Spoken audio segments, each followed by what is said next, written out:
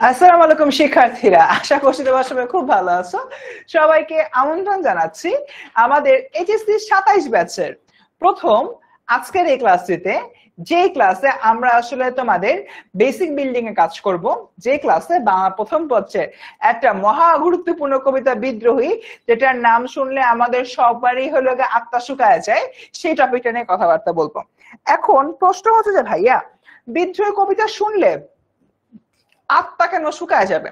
তার কারণটা হচ্ছে বিদ্রোহী কবিতা এর মধ্যে এমন কিছু শব্দ ব্যবহার করা হয়েছে যেটা শুনলে মাথায় এরকম বো বো বো বো করে ঘুরতে থাকে।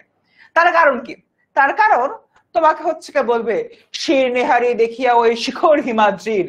তো শির নেহারি, গরুর মাংস, খাসির পায়া, গরুর পায়া দিয়ে নেহারি খাবো, আবার হিমাদ্রি, হিমাদ্রিটা কে?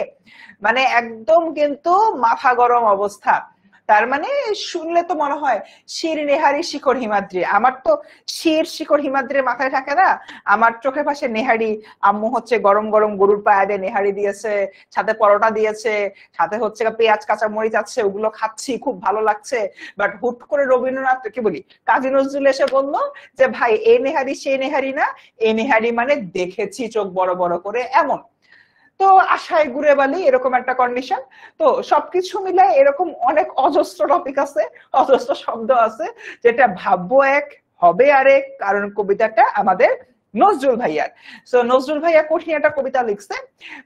আর নজরুল ভাইয়া যে ব্যাকগ্রাউন্ড থেকে কবিতাটা লিখছে, সেই ব্যাকগ্রাউন্ডে যদি আমি একটু বলি, তিনি দেখিয়েছেন ব্রিটিশ শাসকরা কিভাবে আমাদের শাসনের নামে শোষণ করেছে এবং সেই শোষণের এগেইনস্টে কিভাবে বিদ্রোহ করা যায়, সেই পার্টিকুলার জিনিসটা।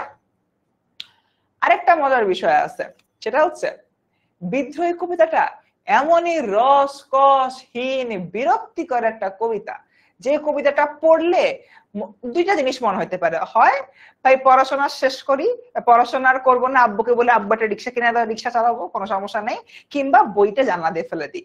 এই দুইটার যে কোনো একটা হচ্ছে কি আমাদের মন চাইবে। বাট আমি তোমাদের গ্যারান্টি দিচ্ছি, বিদ্রোহী কবিতার মধ্যে রস না থাকলেও যেমনে পারি যতভাবে মজা করে এটা পড়ানো যায় পড়ানোর 100 ট্রাই করব। নাম্বার 1।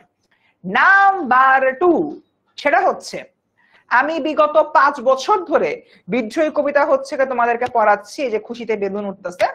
বিগত 5 বছর ধরে হচ্ছে কি বিদ্রোহী কবিতা তোমাদেরকে পড়াচ্ছি, এন্ড তোমাদেরকে না, তোমাদের সিনিয়র ব্যাচদেরকে পড়াইছে আর কি, তোমরা তো প্রথমবার হইলো গিয়ে পাচ্ছ।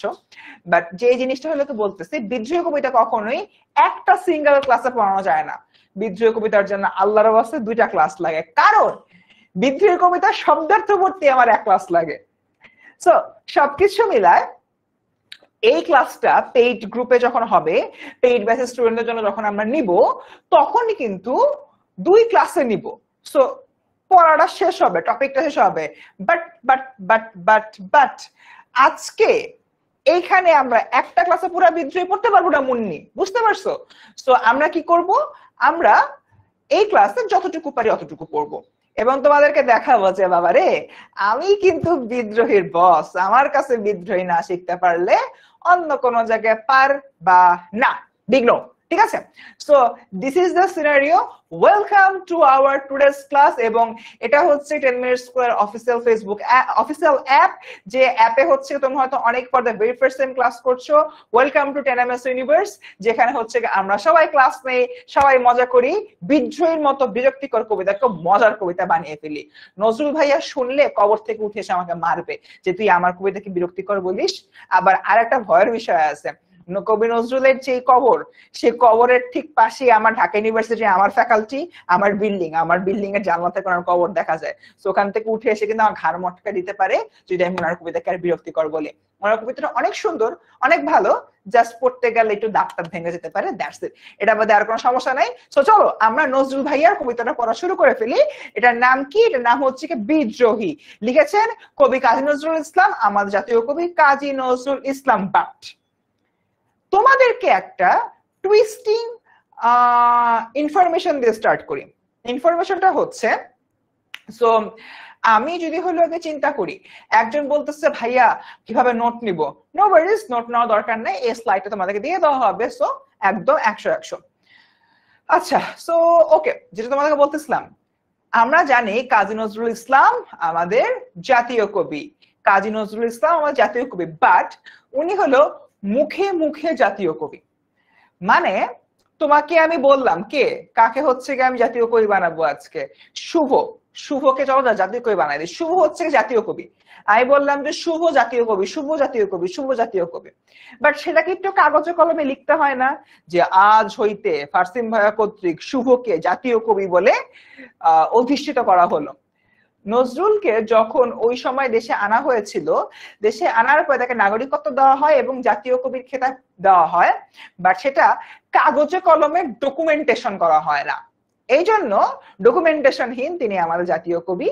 বাট দ্য ফ্যাক্ট ইজ এখানে যে বিষয়টা হচ্ছে আমাদের মাথায় রাখতে হবে, অনেকে এই কথা শোনার পরে মনে করতে পারো যে ভাইয়া তারা আমার জাতীয় কবি কি, অন্য কেউ নাকি, না অন্য কেউ না, উনি জাতীয় কবি, জাস্ট এটা তোমার কাগজে কলমে নেই, আমরা মুখে মুখে ওনাকে তোমার কাগজ মানে হলো জাতীয় কবি হিসাবে জানি। আচ্ছা, এই যে নজরুল ভাইয়া ওই কোনায় দাঁড়ায় আছে, আমরা আসো কবি পরিচিতি নিয়ে হলো আলাপ আলোচনা করি।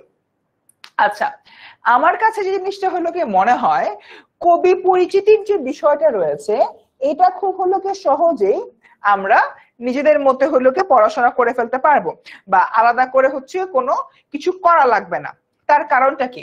তার কারণটা হলো কবি পরিচিতি হলো কি খুবই সিম্পল, জাস্ট এখানে কি দেওয়া আছে দেখো, এখানে তোমার হচ্ছে কবির যে নামটা, সরি আচ্ছা কোথায় গেল, এই তো এইটা, এখানে দেখো কি দেওয়া আছে, এখানে তোমার কবির নাম দেওয়া আছে, জন্ম, শিক্ষা জীবন, এগুলাতে আসলে তোমার পড়ানোর তেমন কিছু নাই, এখানে তোমার কি নাই, পড়ানোর তেমন কিছুই নাই, জাস্ট নিজেদের মধ্যে একটা রিভাইজ দিতে হবে, যেই জায়গাটা পড়াবো সেটার দিকে চলো হলো গিয়ে আমরা চলে যাই। শোনো, আমাদের এখানে যেটা হলো গিয়ে পড়তে হবে বা আমার এন থেকে পড়ানো দরকার, পেশা টেশা এগুলো হবে লাগে না, সাহিত্য কর্মটা। তোমাদেরকে এখন আমি কয়েকটা সাহিত্যকর্ম দাগাই দিব, এন্ড আমি তোমাকে হলপ করে বলতে পারি আমার দাগানো সাহিত্যকর্ম থেকে কোন জায়গায় কোনো পরীক্ষায় প্রশ্ন আসবে না, মানে আমি যেটা দাগাই দিব ওইটা বাদে আর কোন জায়গা থেকে প্রশ্ন আসবে না। দেখো, যেরকম অগ্নিবীণা, বিষের বাসী, অবশ্যই হচ্ছে গিয়ে মাথায় রাখতে হবে, সাম্যবাদী কই, এতো সাম্যবাদী মনে রাখতে হবে, আর এখান থেকে প্রলয় শিখা মনে রাখতে হবে। তার মানে এখানে আমি চারটা কাব্যগ্রন্থ হইলো বেসিক্যালি দাগাই দিছি। এই যে তোমার চারটা কাব্যগ্রন্থ রয়েছে, এগুলা বাদে আর যেগুলা আছে ওগুলা তোমার কিন্তু অতটা গুরুত্বপূর্ণ না, কোন জায়গায় ওভাবে হইলো আসেও না, তাই সবকিছু মিলে আলাদা করে আর কোনো মানে ওটা যে আলাদা করে প্রেশার নিয়ে পড়তে হবে এমন কোন হলো প্যারা নাই। সো এখানে তো চারটা দাগাই দিলাম, 1 2 3 4, এই চারটা আমরা সবাই একটু বেশ ভালোভাবে মাথায় রাখবো, আগাই সামনের দিকে। সো তার পুরস্কার ও সম্মাননা দেওয়া রয়েছে। জীবন বসান কত সালে মৃত্যুবরণ করেন? 1976 সালের 29শে আগস্ট কবি ঢাকায় মৃত্যুবরণ করেন। আচ্ছা বাচ্চারা, তোমাদেরকে একটা অপশন দিই, অপশনটা হচ্ছে, এখন আমরা এই কবিতার শব্দার্থ টিকা পড়া শুরু করব, অর এলস শব্দার্থ টিকা অনেক বড়, দুইটা অপশন, আমরা কয়েকটা শব্দার্থ টিকা পড়বো, কয়েকটা জিনিস তোমাদেরকে বুঝাবো, না হয় মূল কবিতার দিকে চলে যাব, মানে শব্দার্থ পড়াবোই না, কারণ আজকের এক ক্লাসে ফুল শব্দ পড়ানো পসিবল না, ম্যাক্সিমামই 7-8টা পড়াইতে পারি, 7-8টা পরে মূল কবিতা যেতে পারি, না হয় একদমই শব্দার্থ না পড়ায় মূল কবিতায় যাইতে পারি। কোনটা করব? অপশন 1, 7-8টা শব্দার্থ পড়ে মূল কবিতায় চলে যাব, তাহলে মূল কবিতা পড়তে বুঝতে সুবিধা হবে। আর অপশন 2 যেটা তোমার মূল কবিতা ডিরেক্ট চলে যাবো, শব্দার্থ পড়াবো না, কোনটা চাও তোমরা বলো তো? অপশন 1, 7-8টা শব্দার্থ পড়ায় মূল কবিতায় চলে যাব। অপশন 2, শব্দার্থ পড়াবো না, মূল কবিতায় চলে যাবো। বাট অপশন মানে একটা সুবিধা আছে, সুবিধাটা হচ্ছে তুমি তাহলে কবিতাটা ইজিলি বুঝতে পারবা। কোনটা? অপশন 1 নাকি option 2? Option half half, pretty smart. Okay, option 1, option 1, yes Ajit died. Okay, option 1 ঠিক আছে, তাহলে মোটামুটি সবাই হচ্ছে কি অপশন শব্দার্থ তারপরে কবিতা, ঠিক আছে? তাহলে সব শব্দার্থ পড়া পসিবল না, কয়েকটা করে শব্দার্থ হচ্ছে কি পড়ি। চলো। নেহারি, যে নেহারি দেখে মানে নেহারিতে অ্যাকচুয়ালি আমাকে কাজী নজরুল ধোকাটা দিছে। আমি কি ভাবছি, আর লোকটা বললো নেহারি মানে দেখে পারছি। তুমি দেখে বুঝো নেহারি মানে গরুর পায়া না। এটা যখন কাজী নজরুল আমাকে বললো আমার খুব কষ্ট লাগলো। ওকে, সো দেখি আমরা নেহারি মানে দেখে প্রস্তুত করা। আমার মনে হয় না এটা কারোর কিছু বুঝবে। আমি তো শির নেহারি দিয়ে ভাবছি যে তোমার গরুর মাথা দিয়ে হয়তো নেহারি বানাবে কিছু একটা, বাট না। এখানে শির নেহারি মানে কবি বলতেছে শির মানে মাথা, নেহারি মানে দেখে, শির নেহারি মানে আমার মাথা দেখে। আচ্ছা, অর্থাৎ কবি বলতেছেন শির নেহারি শির নেহারি ওই শিখর হিমাদ্রি। কবি বলতেছেন হিমালয় পর্বতমালা সর্বোচ্চ শৃঙ্গ, সর্বোচ্চ শৃঙ্গ পৃথিবীতে। ওই হিমালয় পর্বতমালা আমার মাথা দেখছে যে আমি একদম উঁচু মাথা করে দাঁড়িয়ে আছি, আমি কখনো এভাবে ঝুলে পড়তেছি না অন্যায়ের সামনে, আমি এভাবে মাথা নত করতেছি না। এইটা দেখে ওই শির ওই যে তোমার হিমাদ্রি রয়েছে বা হিমালয় পর্বতমালা রয়েছে, হিমালয় পর্বতমালা খুবই অবাক হচ্ছে, অবাক হয়ে বলছে আরে বাবা, এই লোকটা তো অন্যায়ের সামনে মাথা নতই করে না, তাহলে ওকে আমি কুর্নিশ জানাই। সো কবি বলতেছেন শির নেহারি ওই শিখর হিমাদ্রি। এখানে তোমার যে হিমাদ্রি শব্দটা রয়েছে, হিমাদ্রি বলতে বোঝায় তোমার হিমালয় পর্বতমালা, হিমালয় পর্বতমালা। এই যে হিমালয় পর্বতমালা, সে হচ্ছে কবিকে দেখে জি স্যার, জি স্যার এভাবে মাথা নত করতেছে। That's it. ওকে, এরপর দেখি মহাপ্রলয়। ভাই খুবই সিম্পল ভাই, মহাপ্রলয় মানে কিয়ামত, কিয়ামত চলে আইছে রে ভাই, কিয়ামত চলে আইছে, পৃথিবী সব ধ্বংস হচ্ছে, তাও আমি বিদ্রোহী পড়াচ্ছি। মানে এই জায়গা থেকে যদি হইলো আমি চিন্তা করি, মহাপ্রলয় মানে হচ্ছে কিয়ামত। এবং হিন্দু পুরাণ বা হিন্দু মাইথোলজি অনুযায়ী তোমার এখানে বলা হয় যে এই মহাপ্রলয় যখন ঘটবে তখন সৃষ্টির দেবতা যে ব্রহ্মা রয়েছে, ব্রহ্মারও আয়ুর অবসান ঘটবে। আরে আজকে রিমার বলে হ্যাপি বার্থডে। ওকে, সো রিমাকে হচ্ছে গিয়ে আমরা হ্যাপি বার্থডে জানাই। রিমা কংগ্রাচুলেশন, তোমার আজকে হ্যাপি বার্থডে, তোমার জন্য রইল অনেক অনেক হচ্ছে ভালোবাসা, এবং হচ্ছে তোমার এই বার্থডেটা হচ্ছে কোনো সুন্দর যাক, আর এই সুন্দর দিনে তুমি একটা সুন্দর কবিতা পড়তেছো, এই জন্য তোমার জন্য আরো একটা ভালোবাসা রইল। ওকে ডান। সো গেল মোটামুটি। এবার হচ্ছে গিয়ে আমরা সামনের দিকে হইলো আগাই। সো দেখি সৃষ্টির ধ্বংসকাল, এই প্রলয়ের সৃষ্টির দেবতা ব্রহ্মারও হচ্ছে তোমার আয়ুর অবসান ঘটবে। আচ্ছা, সো আগাই সামনের দিকে। এরপরে দেখি নটরাজ। এই পোলাপান, তোমরা কারা কারা ছোটবেলায় নটরাজ পেন্সিল ইউজ করছে? আমি ইউজ করছি। নটরাজ পেন্সিল কারা কারা ইউজ করছে? এই বার্থডের গুণগান শেষ, তোমার আমার বাংলাদেশ, আসো নটরাজ পড়ি আমরা। নটরাজ পেন্সিল কারা কারা হচ্ছে দেখছো একটু বলো তো। শুভর শখের দেখি কমতি নাই, আমি পড়াই নটরাজ আর ও হচ্ছে গিয়ে বলে কেক কাটবে। হাই রে আল্লাহ। আচ্ছা, নটরাজ পেন্সিল দিয়ে কারা কারা লিখছো? নটরাজ পেন্সিল দিয়ে কারা কারা লিখছো? বেস্ট ট্রিট ছিল পারসেন ভাই। আরে thank you thank you thank you thank you thank you. আমি ইউজ করছি প্রিয়ন্তী ঘোষ, সাব্বাস। আমি করেছি হ্যাপি ডাউন করতে, নিয়াজ করছে।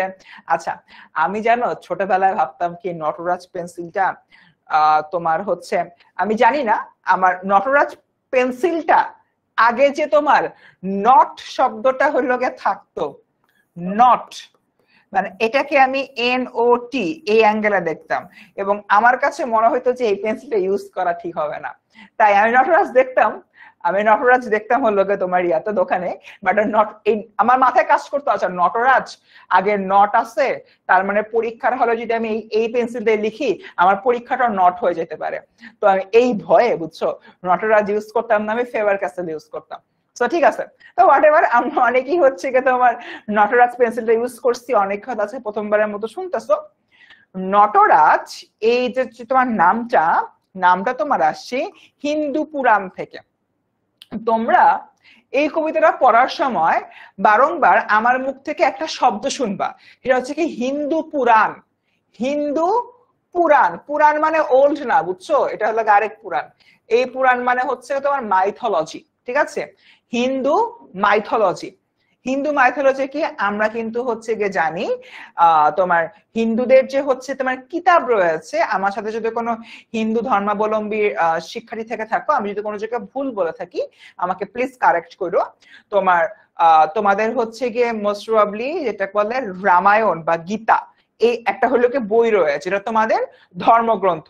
হিন্দু শিক্ষার্থীরা যারা আমার সাথে রয়েছে, যেহেতু আমি তোমাদের ব্যাপারে কম জানি, আমি ভুল বলতেই পারি, যদি কোনো জায়গায় ভুল বলি প্লিজ আমাকে কারেক্ট করো।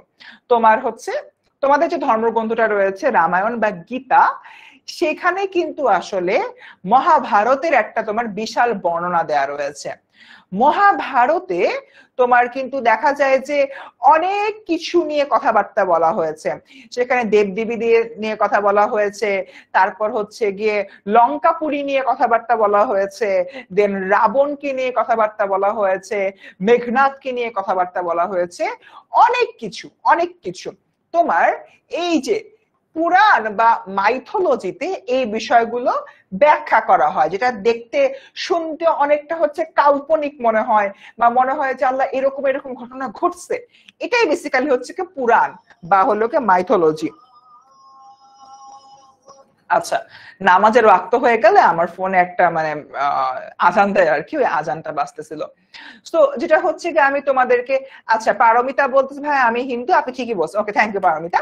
ঠিক আছে, তো ওইখানে এই জিনিসগুলোর ব্যাখ্যা রয়েছে, এটাকে আমরা হিন্দু পুরাণ বলতে পারি। তো পুরাণে বেসিক্যালি আমরা কি দেখি, পুরাণে হচ্ছে কি দেখি মানে প্রত্যেকটা জিনিসের স্টোরির মতো করে ব্যাখ্যা দেওয়া হচ্ছে যে রাম এটা করেছে, তারপর অর্জুন এটা করেছে, তারপরে হলো গিয়ে তোমার আমাদের হিন্দু ধর্মাবলম্বী যে প্রধান দেবতা রয়েছেন, প্রধান দেবতা এই কাজ করেছেন, প্রধান দেবী এই কাজ করেছেন, দেবী সরস্বতীর দায়িত্ব এগুলো ছিল, দেবী অন্নপূর্ণার দায়িত্ব এগুলো ছিল, মানে বিভিন্ন বিষয় দিনে বেসিক্যালি এখানে কথাবার্তা বলা হয়। এটাই হচ্ছে তোমার হিন্দু পুরাণ, বাট শর্ত একটাই, কথাবার্তা গুলা তোমার স্টোরি আকারে বলা হয়, মানে গল্পের মতো, ঠিক আছে, গল্পের মতো বলা হবে। সো এটাই হচ্ছে হিন্দু পুরাণ। হিন্দু পুরাণ বা হিন্দু মাইথোলজিতে তোমার নটরাজ নামক একজনের কথা বলা হয়, এবং এই মানুষটা কে, এই বান্দাটা কে, ইনি হচ্ছেন মহাদেব, হিন্দুদের যে প্রধান দেবতা। যারা হিন্দু ধর্মাবলম্বী শিক্ষার্থী রয়েছে, আমি যদি কোনো জায়গায় একটা সিঙ্গেল ভুল ইনফরমেশন দিয়ে থাকি please do let me know. মুসলিম হিসেবে যতটুকু পারি, যতটুকু হলো জানি, ওটার থেকে হলো আমি আমাদের জ্ঞানটা তোমাদের সামনে প্রকাশ করি। বা যেহেতু ধর্মীয় বিষয়, অনেক অনেক সেন্সিটিভ একটা ইস্যু, আমার দ্বারা ভুল হতেই পারে। হয়তো আমি একটা জিনিস বুঝাতে চেয়েছি বাট অন্য একটা জিনিস বলে ফেলেছি, হতেই পারে। জাস্ট আমাকে একটা বার হচ্ছে গিয়ে বলবা যে ভাইয়া এটা ভুল, আমি ভাই মানে নিব, ঠিক আছে, কোনো সমস্যা নেই। হিন্দু ধর্মাবলম্বী শিক্ষার্থীরা এতটুকু ফ্রিডম তোমার আমার ক্লাসে আছে। আচ্ছা, তো যেটা বলতেছিলাম, তো মহাদেব যিনি রয়েছেন, যেটি হলো হিন্দু ধর্মের প্রধান দেবতা, তার আরেকটা নাম, তার আরেকটা নাম হচ্ছে নটরাজ। এটা তোমাদেরকে একটা সিম্পল এক্সাম্পল দিয়ে হচ্ছে কি আমরা সাহায্য হলো গিয়ে করি, তোমাদের বুঝাতে হেল্প করি। আল্লাহ রাব্বুল আলামিনের, আমরা যারা মুসলিম তারা জানি আল্লাহ রাব্বুল আলামিনের 99টা নাম রয়েছে, যেরকম রাহমান, গাফফার, এই ধরনের কিন্তু অনেকগুলো হচ্ছে নাম কিন্তু আল্লাহ রাব্বুল আলামিনের রয়েছে। কোনটা দিয়ে বোঝানো হচ্ছে আল্লাহ পরম দয়াশীল, কোনটা দিয়ে বোঝানো হচ্ছে আল্লাহ মহাপরাক্রমশালী, কোনটা দিয়ে বোঝানো হচ্ছে আল্লাহ দানশীল।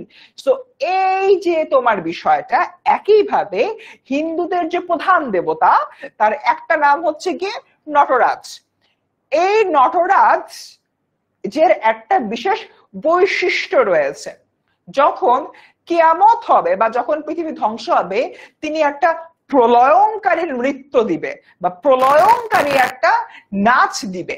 এই যে প্রলয়ঙ্কারী নাচটা, এই নাচের কারণেই পৃথিবী ধ্বংস হওয়া শুরু করবে, এবং এই নটরাজ দিয়ে তার ভয়ঙ্কর নৃত্যময় যে মূর্তিটা রয়েছে, সে ভয়ঙ্কর নৃত্যময় মূর্তিটার কথা বলা হয় যে প্রলয়ঙ্কারী একটা হলো নাচ হচ্ছে, পৃথিবী ধ্বংস হওয়া শুরু হয়ে গিয়েছে, এবং এই রূপটাই হচ্ছে মহাদেবের নাম নটরাজ। মহাদেবের এই রূপটার নামই হচ্ছে তোমার নটরাজ। বুঝছি কি বুঝি নাই বাচ্চারা, একটু বলো বুঝছি কি বুঝি নাই?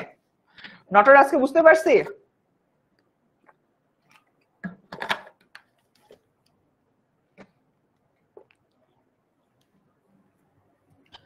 নটরাজ বুঝতে পারছি আমরা? ওকে। এই বাচ্চারা একটা কথা বলি, ক্লাসের সময় যে কোনো টাইমে স্ক্রিনশট নিবা। এই ক্লাসের কিন্তু তোমাদের একটা ফিডব্যাক দেওয়া লাগবে যে ক্লাসটা কেমন হয়েছে। তোমরা যদি এই ফিডব্যাক গুলা দাও সেই অনুযায়ী কিন্তু তোমাদের জন্য আমি গিফটের ব্যবস্থা করব। তোমরা এই গিফট পেতে চাও কিন্তু কাইন্ডলি কমেন্টে জানাও। অলরেডি 6 জন গিফট পাচ্ছ। সো ওই যে গিফট গুলা আছে ওই গিফট গুলা হচ্ছে আগামী রোববার দিন ডেলিভারি করে দেওয়া হবে। আশা করতেছি নেক্সট উইকের মধ্যে তোমরা হচ্ছে পেয়ে যাবা। সো আমরা যদি হলো বলি, তোমরা যদি আজকের যে ক্লাসটা রয়েছে আজকের এই ক্লাসের রিভিউ দাও, তাহলে 3 জনকে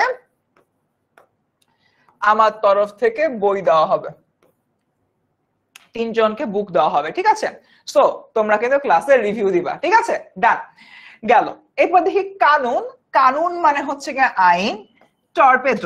টর্পেডো মানে হচ্ছে কি তোমার ডুবোজাহাজ থেকে নিক্ষেপযোগ্য এক ধরনের অস্ত্র। ভীম মানে হচ্ছে কি তোমার ভীষণ ভয়ানক পঞ্চপাণ্ডবের দ্বিতীয় পাণ্ডব, ইনি গদা নিয়ে যুদ্ধে পারঙ্গম। আচ্ছা, আমরা একটা কাজ করি, আমরা একটু বোর্ডটা ক্লিয়ার করি। বোর্ডে অ্যাকচুয়ালি অনেক লেখালেখি চলে আসছে। দেখো, কানুন মানে আইন কানুন নিয়ম কানুন ইত্যাদি ইত্যাদি টুং টুং ইত্যাদি এসব বিষয় হলো বলা হচ্ছে। না রবিবারে হচ্ছে কি আমরা ঢাকা থেকে গিফটটা ছাড়বো। সো বিভিন্ন জায়গায় পৌঁছাতে তোমার বৃহস্পতিবার পর্যন্ত হয়ে যেতে পারে। ঠিক আছে? এটাই। আচ্ছা, কানুন হচ্ছে কি তোমার আইন। টর্পেডো কি? টর্পেডো হচ্ছে কি ডুবোজাহাজ। তোমাদেরকে একটা হলো কি মুভির নাম বলি, বাংলা ক্লাস করার মজা আছে অনেক, বুঝছো? এরকম মুভির নাম বলবা, মুভিগুলো দেখে দেখে আসবা। যারা পেইড ব্যাচের স্টুডেন্ট তারা আমাদের পেইড ক্লাসের আগে ঘাজি অ্যাটাক, এই যে মুভিটা আছে ইন্ডিয়ান একটা মুভি, এই মুভিটা হচ্ছে কি দেখবা। এই ঘাজি অ্যাটাকে তোমার জিনিসটা হয় পাকিস্তান ইন্ডিয়া পাকিস্তান, ওরা কি করে পানির তলে যুদ্ধ করে। মানে এই দুটা রাষ্ট্র এমন কোন জায়গায় নাই যে যুদ্ধ করে না। ভাই তুমি বলো, মানে মানুষের সেন্স কোন লেভেলে গেলে পানির তলে বসে বসে যুদ্ধ করে। ওকে, করছে। ভারতের একটা পোর্ট আছে, আমাদের যেরকম পোর্ট আছে চট্টগ্রাম পোর্ট, মংলা পোর্ট, তেমনি ভারতের একটা পোর্ট আছে বিশাখাপট্টনম দখল করতে পাকিস্তানের একটা সাবমেরিন যাইতেছিল। এরপর সাবমেরিন যাইতে যে বিশাখাপট্টনমকে সেভ করতে ভারতের একটা সাবমেরিন আসছে, এবং এই দুই সাবমেরিনের মধ্যে ঠুয়াঠুই শুরু হয়েছে। এখন অবভিয়াসলি ওরা হচ্ছে এই মানে সাবমেরিনের সাথে সাবমেরিন ঠুয়াঠুই করবে না, ওরা সাবমেরিন থেকে একটা জিনিস পুরুষ করে একটু পরপর ছাড়ে। এটা হলো পাকিস্তান পুরুষ করে একটা ছাড়ে, ইন্ডিয়া কোনো রকমে বাইচে যায়। তারপর ইন্ডিয়া পুরুষ করে একটা ছাড়ে, পাকিস্তান কোনো রকমে বাইচে যায়। এই যে জিনিসটা ছাড়ে এটাই হচ্ছে তোমার টর্পেডো। ভাই খুবই সিম্পল, বন্দুক থেকে গুলি ছাড়ে, গুলি যেটা, সাবমেরিন থেকে টর্পেডো ছাড়ে, টর্পেডো সেটা একই জিনিস। বুঝতে পারছো? খালি টর্পেডোর সাইজে হাব্বু গুব্বু। ওকে, টর্পেডো ডুবোজাহাজ থেকে নিক্ষেপযোগ্য এক ধরনের অস্ত্র। তো টর্পেডো বলতে আমরা কি বুঝাই? তোমার ডুবোজাহাজ থেকে নিক্ষেপযোগ্য এক ধরনের অস্ত্র গেল। এরপর হচ্ছে তোমার ভীমকে আচ্ছা, আমাদের সাথে যে হিন্দু শিক্ষার্থীরা রয়েছে তোমাদের হেল্প লাগবে। আমরা জানি হিন্দু ধর্মে, আমরা কোনো স্পয়লার দেই, হিন্দু ধর্মে 5 জন পাণ্ডব রয়েছে। একজন হচ্ছে কি ভীম, আর একজন হচ্ছে কি অর্জুন। অর্জুন মেবি প্রথম পাণ্ডব, ভীম হচ্ছে সেকেন্ড পাণ্ডব। 3, 4, 5 আমি ভুলে গেছি। সো তোমরা একটু কাইন্ডলি পারমিতা আমাকে হেল্প করতে পারো। পঞ্চ পাণ্ডবের যা বাকি যে 3 জন রয়েছে, অর্জুন ভীম আর একটা জানি হলো কি আরো 3 জন রয়েছে, 3 জনের নাম একটু কেউ আমার সাথে শেয়ার করো। সো এই পঞ্চ পাণ্ডবের মধ্যে দ্বিতীয় পাণ্ডব হচ্ছেন ভীম। বেসিক্যালি পঞ্চ পাণ্ডব এই জন্য বলা হয়, তারা হচ্ছে কি যুদ্ধের জন্য এক একজন এক এক রোলে পরাক্রমশীল ছিল। ফর অ্যান এক্সাম্পল, আমাদের যে হচ্ছে কি বলে অর্জুন, পঞ্চপাণ্ডবের প্রথম পাণ্ডব অর্জুন হচ্ছে তীরন্দাজিতে একদম পারফেক্ট ছিল। তিনি হলো গে তোমার শূন্যের দিকে তাকায় তীর ছুঁড়ে হলো মাছের চোখ হলো গিয়ে ভেদ করতে পারতো। ঠিক আছে? সো ওই যে তোমার বিষয়টা রয়েছে, তার মানে কি বুঝতে পারতেছি, অর্জুনের হলো একদম সঠিক নিশানা ছিল। আর ছিল হলো কি ভীম। ভীম ছিল মহা শক্তিশালী। আচ্ছা, এই যে অ্যান্সার দিয়ে দিছে পারমিতা, যুধিষ্ঠির, ভীম, অর্জুন, নকুল, মহাদেব। হ্যাঁ, ভীম আর অর্জুন বাদে আরো যে তিনজন রয়েছে, যুধিষ্ঠির, নকুল, সহদেব, সরি, যুধিষ্ঠির, নকুল, সহদেব, এই মোট হচ্ছে পাঁচজন। তো যে ভীম যে রয়েছে, ভীম হলো গিয়ে ভয়ঙ্কর শক্তিশালী, এবং সে হচ্ছে এরকম একটা গদা নিয়ে হাঁটতো। গদাটা কি? গদা ঠিক এক্স্যাক্টলি বোতলটার মতো দেখতে, বাট কাঠের তৈরি হয়, এইভাবে তোমার ঘুরায় ঘুরায় ঢাম, এভাবে হচ্ছে গিয়ে তিনি যুদ্ধে অংশগ্রহণ করত। এটাই হচ্ছে তোমার বেসিক্যালি গদা। এবং তার যুদ্ধ আসলে অনেক ভয়ঙ্কর হতো, এবং তিনি অপর জনকে একদম প্রকাশ করে তোমার ধ্বংস করে ফেলতো। আচ্ছা, শ্রেয়া ভালো অ্যান্সার দিয়েছ। যুধিষ্ঠির, ভীম, অর্জুন, নকুল, সহদেব। যুধিষ্ঠির, ভীম, অর্জুন, নকুল, সহদেব। ঠিক আছে, ভেরি গুড। গাই সামনের দিকে। ওকে, ধৈর্যটি। আচ্ছা, এই ধৈর্যটি বলতে গেলে আমি যখনই হচ্ছে ধৈর্যটি নিয়ে কথাবার্তা বলি বা ধৈর্যটি বুঝাই, তখন আমার ছাত্রীরা একটা জিনিস খুব মানে ইয়া করতে পারে, মিলাইতে পারে। আমার সকল ছাত্রীরা এই মুহূর্তে ক্লাস করতেছো, তাদের হচ্ছে কি একদম অনেক লম্বা লম্বা চুল, কোমর পা ছাড়াই গেছে, তাদের উদ্দেশ্যে বলতেছি, আপনাদের চুলে কখনো জটা লেগেছে? জটা ছাড়াতে যে কি চুল ছিঁড়ে আসছে? জটা ছাড়াতে তেল দিতে গিয়ে কি আপনার মা আপনার উপরে অনেক চিল্লাফাল্লা করেছে? এই সমস্যা যদি আপনি পড়ে থাকেন, তাহলে যুধিষ্ঠিরটা আপনি সবার আগে ভালো করে বুঝবেন। একটু অ্যাড দেওয়ার মতো, অ্যাডভার্টাইজমেন্টের মতো হচ্ছে গিয়ে বললাম। বেসিক্যালি আমাদের ছেলেদের মাথায় এই প্রবলেমটা কম হয়, কারণ ছেলেদের মাথায় জট অ্যাকচুয়ালি কম ধরে, বাট মেয়েদের মাথায় প্রায় শুনি যে একদিন হয়তো কোনো কারণে চুল আসছে না, চুলে জট পাকায় গেছে, এই ধরনের সিচুয়েশন হলো কি অনেক দেখি। সো যখন চুলের মধ্যে জট পাকায়, ফর এন এক্সাম্পল, তোমাদের হচ্ছে কি চুলের তুমি 3-4 দিন চুল আশ্রাও নাই, 3-4 দিন চুল আশ্রাও নাই, এরপর হচ্ছে তোমার কি হলো, চুলের মধ্যে জট পেকে গেল। এরপর তুমি তোমার আম্মুর কাছে কাছে, আম্মু চুলে জট পাকায় গেছে, তেল লাগাই দাও। সো তোমার আম্মু তেল লাগানোর জন্য চুলে হাত দিলো, চুলটা এরকম জাস্ট এরকম হলো গে ছিল হয়তো। আচ্ছা, এই মুহূর্তে বড় চুল বলা কেউ থাকলে ভালো হইতো, চুলটা হচ্ছে আরো প্যাচে টাচে পাখির বাসা হইলো গে হয়ে গেল। সো এই যে বিষয়টা, এই সিনারিওটা আমরা সবাই দেখছি। এবার আসলে আমরা ব্যাখ্যাটা হচ্ছে গিয়ে পড়ি। শিব বা মহাদেবের অন্য নাম জটাধারী, শিবের জট ধূম্ররূপী বলে তাকে ধূর্যটি বলা হচ্ছে। তোমার শিব দেবতার যে চুল, জট পেকে এরকম এরকম হচ্ছে গিয়ে তোমার চুল হচ্ছে গিয়ে উপরের দিকে উঠে গেছে, এবং এই যে এরকম হলো গিয়ে চুলটা উপরের দিকে উঠে যায়, দেখে তখন এটাকে ধোয়ার মতো দেখায়, তোমার ধোয়ার মতো। এটাকে হচ্ছে কি আমরা কি বলতে পারি, ধূম্র। এটাকে আমরা কি বলি, ধূম্র। মানে তার চুলটা জট পাকায় এমন অবস্থা হয়ে আছে, দেখে মনে হচ্ছে মাথা দিয়ে ধোয়া উঠতেছে। তোমাদের সময় তোমাদের মাথায় যদি চুল হলো গিয়ে এরকম জট পাকায় যায়, জট পাকায় দেখলাম কিরে পাগলের মতো চুলটা করে আছে, আসছে না টাসছে না, নোংরা চোর একটা আমরা বলি না? তো ঠিক ওই রকমই চুলটা হচ্ছে গিয়ে তোমার মহাদেবেরটা হলো গিয়ে ভয়ঙ্কর দেখায়, তার দেখা হচ্ছে মনে হয় যে মাথা থেকে ধোয়া বের হচ্ছে, তোমার একটা কি ধূম্ররূপী ধূম্ররূপী মনে হয়, এবং এই জন্য তাই কি বলা হয়, ধূর জটি। জটা থেকে হলো জট থেকে জটি, আর ধূম্র থেকে হচ্ছে কি ধূ, হয়ে গেল আমার ধূর জটি। এরপর আসি এলোকেশে, বাট এই মুহূর্তে আজান দিচ্ছে, আমরা নামাজে কোনো ব্রেক দিব না, জাস্ট যেহেতু এশার নামাজ, আমরা পরও নামাজটা পড়তে পারবো, হাতে অনেক টাইম থাকবে, জাস্ট আজানকে সম্মান জানিয়ে আজান শেষ না হওয়া পর্যন্ত আমরা 2 মিনিট ওয়েট করব। 2 মিনিট লাগবে আজান শেষ হতে, তারপরে আমরা আবার ব্যাক করছি।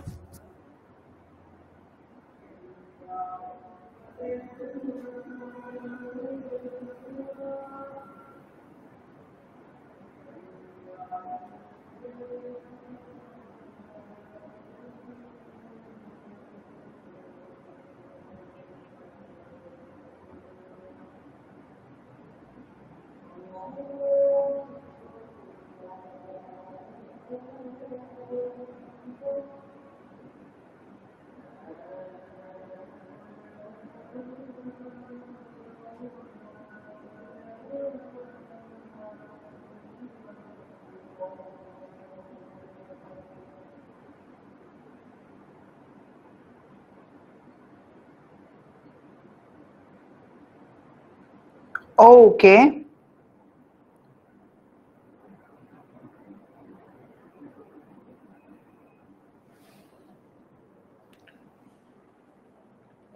ঠিক আছে, done. Thank you so much. আমরা হলে আজানকে সম্মান জানাই, একটু হলে ওয়েট করছি।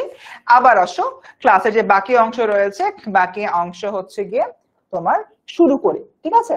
ডান। সো আমরা এখানে হলো কি দেখতে পাচ্ছি? আমরা হলো দেখতে পাচ্ছি তোমার এলোকেশন। এবার মেয়েরা তোমাদের চুলেতে হচ্ছে জট টট লেগে গেছে।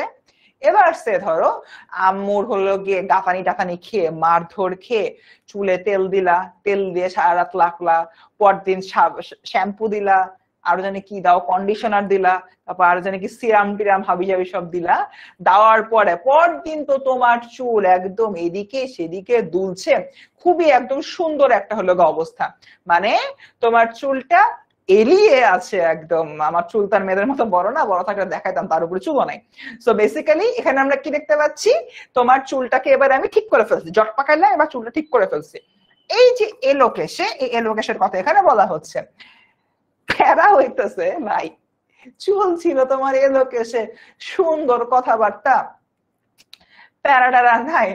সাডেনলি নজরুল ভাইয়ার কি জানি মনে হইলো, সে বলল এই এলোকেশ হচ্ছে অকাল বৈশাখী ঝড়। এবার দেখো, বৈশাখী ঝড়ে তোমার যেভাবে বাতাসগুলা হচ্ছে, তোমার বাতাসে গাছ এদিক সেদিক সেদিক করে, ঠিক তেমনি এলোকেশ হলে তুমি জাস্ট মাথায় এরকম করবা, সুন্দরভাবে চারদিকে তোমার চুলটা দুলবে, খুবই সুন্দর লাগবে, ভিডিও করবা, ফেসবুকে দিবা, অনেক অনেক ভিউ হবে। এরকম হইলো গিয়ে জিনিসপত্র এখানে কিছু বলা হচ্ছে। তার মানে এই যে তোমার বিষয়গুলা, এখানে আমরা কি দেখতে পাই যে আমার এলোকেশের সাথে নজরুল অকাল বৈশাখীর তুলনা করে ফেলেছে। ঠিক আছে, ডান। ওকে, নজরুল ভাইয়া অনেক অ্যাডভান্স ছিল, আমরা দেখি। এরপর আমি বিদ্রোহী সুদ বিশ্ববিদ্যার্থীর ভাইরে, এখন হচ্ছে বলবা কার কাছে আমরা বাংলা পড়ি, কেন জানো? আমি হচ্ছে যে যখন আমি তোমাদের বয়সে ছিলাম, আমি প্রথম যেদিন লাইনটা পড়ছে, আমি বিদ্রোহী সুদ বিশ্ববিদ্যার্থীর, আমি ড্যাম শিওর ছিলাম এটা প্রিন্টিং মিস্টেক বা টাইপিং মিস্টেক, এবং আমি ভাবতেছিলাম যে কবি হয়তো লিখতে চাইছে আমি বিদ্রোহী সুতা বিশ্ববিদ্যার্থীর। আমার আম্মু আবার সেলাই টেলাই করে, তো আম্মুকে মাঝে মধ্যে সেলাইয়ের যে সুতা যেটা সুয়ের মধ্যে ঢুকাই দিতে হবে পড়ি, বুঝছো? তো আমি হচ্ছে ভাবতাম যে ওই সুতাকে বোঝানো হইতেছে, বাট ভুলে ভালো এখানে সুত লিখছে। তো দেন এগেইন কলেজে যখন পড়তে গেলাম, স্যার বলতেছে যে আমি বিদ্রোহী সুদ বিশ্ববিদ্যার্থীর সুত মানে হচ্ছে কি পুত্র। পরে আমি ভাবলাম পুত্রটা কি দেখতে সুতার মতো শুকনা এরকম কিছু নাকি, বাট পরে ভাবলাম যে না, এগুলো সবই হচ্ছে আমার ভ্রান্ত ধারণা। সুত হলো গিয়ে তোমার পুত্র শব্দটার একটা প্রতিশব্দ। সো এখানে আমরা কি দেখতে পাই? আমি বিদ্রোহী সুদ বিশ্ববিদ্যার্থীর, আমি বিদ্রোহী সুদ বিশ্ববিদ্যার্থীর, এর মানে কি বাচ্চারা?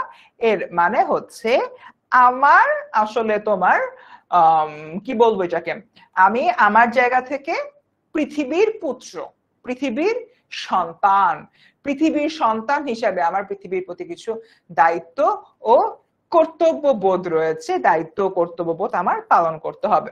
ওকে, তো এখানে আরো বেশ কিছু রয়েছে, আমরা স্কিপ করে যাই। এরপর দেখলে চেঙ্গিস, চেঙ্গিস হলো একটা লোক যে হচ্ছে যুদ্ধ বিগ্রহ করতো, সো এ ধরনের কথা বলা হচ্ছে। কুর্নিশ মানে এই যে আমি এখানে দাঁড়ায় আছে, ঠিক আছে, সে ধরো আমার সামনে তোমরা আসো যে ভাইয়া আমি তো এসএসসি তে গোল্ডেন এ প্লাস পেয়েছি, বলো আল্লাহ তাই, এরপর পিছিয়ে গিয়ে তোমাকে এরকম কুর্নিশ করে বলবো কংগ্রাচুলেশনস, তুমি ভালো একটা রেজাল্ট হলো গিয়ে করতে পারছো। ওকে ডান। তো ঈশান বিশানে ওঙ্কার, ঈশান বিশানে ওঙ্কার বলতে কি বোঝায়? আমরা সবাই হয়তো এই জিনিসটা হলো গিয়ে জানি, আমাদের মোট 4টা দিক রয়েছে, উত্তর, পূর্ব, আল্লাহ আল্লাহ কি কই, উত্তর, দক্ষিণ, পূর্ব, পশ্চিম। তোমার 4টা দিক রয়েছে, উত্তর, দক্ষিণ, পূর্ব, পশ্চিম, ঠিক আছে। ঈশান বিশানে ওঙ্কার, ঈশান বিশানে ওঙ্কার বলতে তোমার চারিদিকে, চারিদিকে উত্তর, দক্ষিণ, পূর্ব, পশ্চিম চারিদিকে আমরা করে আওয়াজ করতেছি। আমরা সন্ধ্যার সময়, লামিয়া হ্যাঁ আমি এখনই রাইমের দিকে যাবো, একটু ওয়েট করো। সন্ধ্যার সময় আমরা যখন মাগরিবের নামাজ পড়ি তখন কিন্তু হিন্দুরা অনেকেই হচ্ছে কি পুজো করে, এবং পুজোর সময় তারা কিন্তু শাঁখ বাজায়। তারা কি বাজায়? শাঁখ বাজায়। সেই যে শাঁখ বাজাচ্ছে সেটাকেও কিন্তু আমরা এখানে বলতে পারি যে তারা একটা ওঙ্কার ধ্বনি দিচ্ছেন। আর কবি এখানে বলতেছেন যে ঈশান বিশানে ওঙ্কার দিয়ে পৃথিবী ধ্বংস করার লীলা খেলা শুরু হয়ে যাবে, ঠিক আছে ডান। আচ্ছা সবাই দেখি কবিতা পড়ানোর জন্য খুব হলো গিয়ে জোর দিচ্ছ, আমি এটা পোল করি না কবিতা এখন যাব নাকি যাব না, আমি একটা ইয়েস নো পোল করি।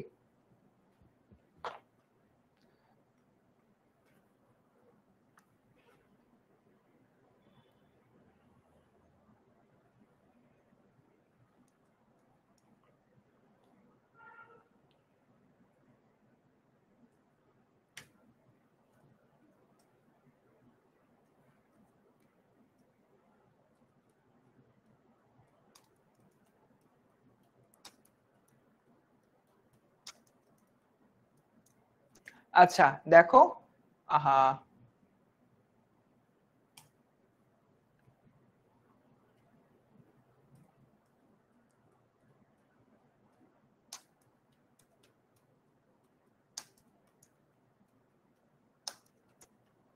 দেখো আমি একটা হচ্ছে কি পোল করতেছি স্টার্টিং কবিতা রাইট নাও দিয়ে, তোমরা যারা যারা বলো যে ইয়েস একটা পোলে এরকম চিহ্ন দাও, নো এরকম তুমি একটা অন্য চিহ্ন দিয়ে দাও, ঠিক আছে।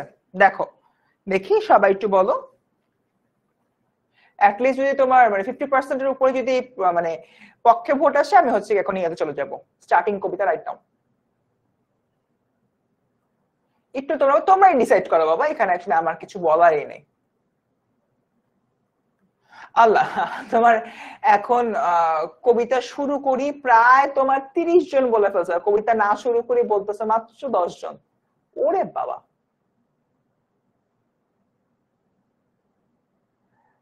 100 জনের উপরে বলতেছো এখনই কবিতা শুরু করি। আচ্ছা বেসিক্যালি আমি বলছিলাম 50% উপরে গেলে আমি বলবো, সেখানে তোমার 75% হয়ে গেছে।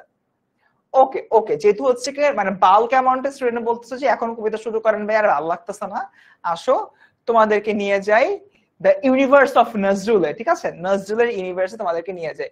ওরে বাবা, আচ্ছা ওই যে নেহারি আবারও চলে আসছে, আমাকে নেহারি দিয়ে ধোকা দিচ্ছে, কি একটা কষ্ট। ওকে,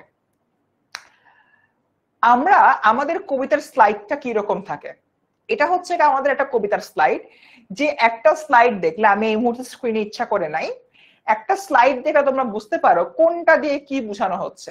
দেখো, বলবীর বল উন্নত মমশির, মম বলতে অভিনেত্রী মমকে বোঝানো হচ্ছে না, মম বলতে বোঝানো হচ্ছে তোমার আমার, শির বলতে বোঝানো হচ্ছে গিয়ে তোমার মাথা, হিমাদ্রির মানে শিখর হিমাদ্রির, শিখর হিমাদ্রির পুরাটা বলতে বোঝানো হচ্ছে কি হিমালয় চূড়া, নতশির, নতশির মানে হচ্ছে এটা মাথা নোয়ানো, নেহারি মানে গরুর পায়ার নেহারি না, এর মানে হচ্ছে কি দেখে। এবার দেখো এই পুরাটার যে তোমার ব্যাখ্যা, ব্যাখ্যাটা দেওয়া আছে এখানে, আমার শির দেখে বা আমার মাথা দেখে হিমালয় শীর্ষ চূড়া পর্যন্ত মাথা নত করে আছে, কবির প্রবল আত্মবিশ্বাস এখানে তোমার প্রকাশ পেয়েছে। কবির প্রবল আত্মবিশ্বাস এখানে কি পেয়েছে, এখানে প্রকাশ পেয়েছে। এই জিনিসটা এখানে মূলত দেখানো হচ্ছে। ঠিক আছে, এটা নিয়ে অ্যাকচুয়ালি আমি অনেক আগে বেশ কয়েকবার কথাবার্তা বলেছি, এখানে টাইম নষ্ট না করি, আমি আগাই। আচ্ছা দেখো, আমি তোমাদেরকে ব্যাখ্যা করি। আমি চিরদুর্দম, আমি বলতে এখানে কিন্তু কবি নিজেকে বোঝাচ্ছেন। আমি চিরদুর্দম, এরপরে দেখি তোমার দুর্বিনীত, বিনয় নয় শিষ্টাচারে বর্জিত, নিঃশংস মানে হচ্ছে কি নিষ্ঠুর।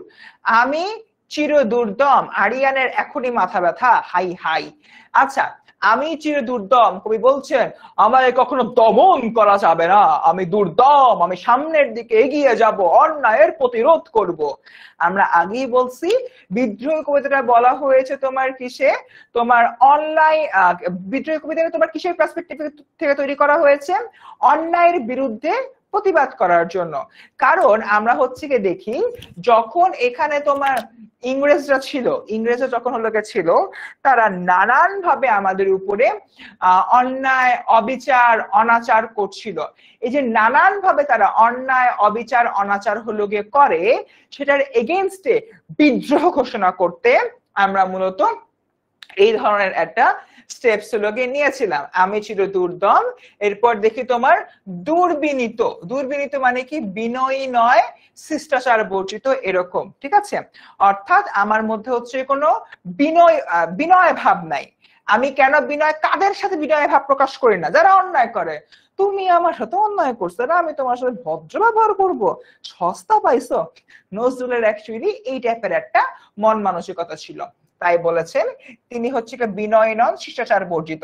এরপর বলতেছেন নিঃশংস, কই বলতেছেন তুমি ভাই আমার সাথে অন্যায় করে ফাটায় ফেলছো, তুমি আমাকে হচ্ছে গিয়ে একদমই বোকা বানায় ফেলতেছো অন্যায় আবদার করে, তুমি আমাকে অত্যাচার করতেছো, নির্যাতন করতেছো, তাহলে তো ভাই আমি তোমার সাথে ভালো ব্যবহার করবো না, আমি নৃশংস হয়ে যাব এবং তোমাকে একদম ধ্বংস করে দেব, এটাই বলতেছে। মহাপ্রলয় আমি নটরাজ, আমি সাইক্লোন, আমি ধ্বংস।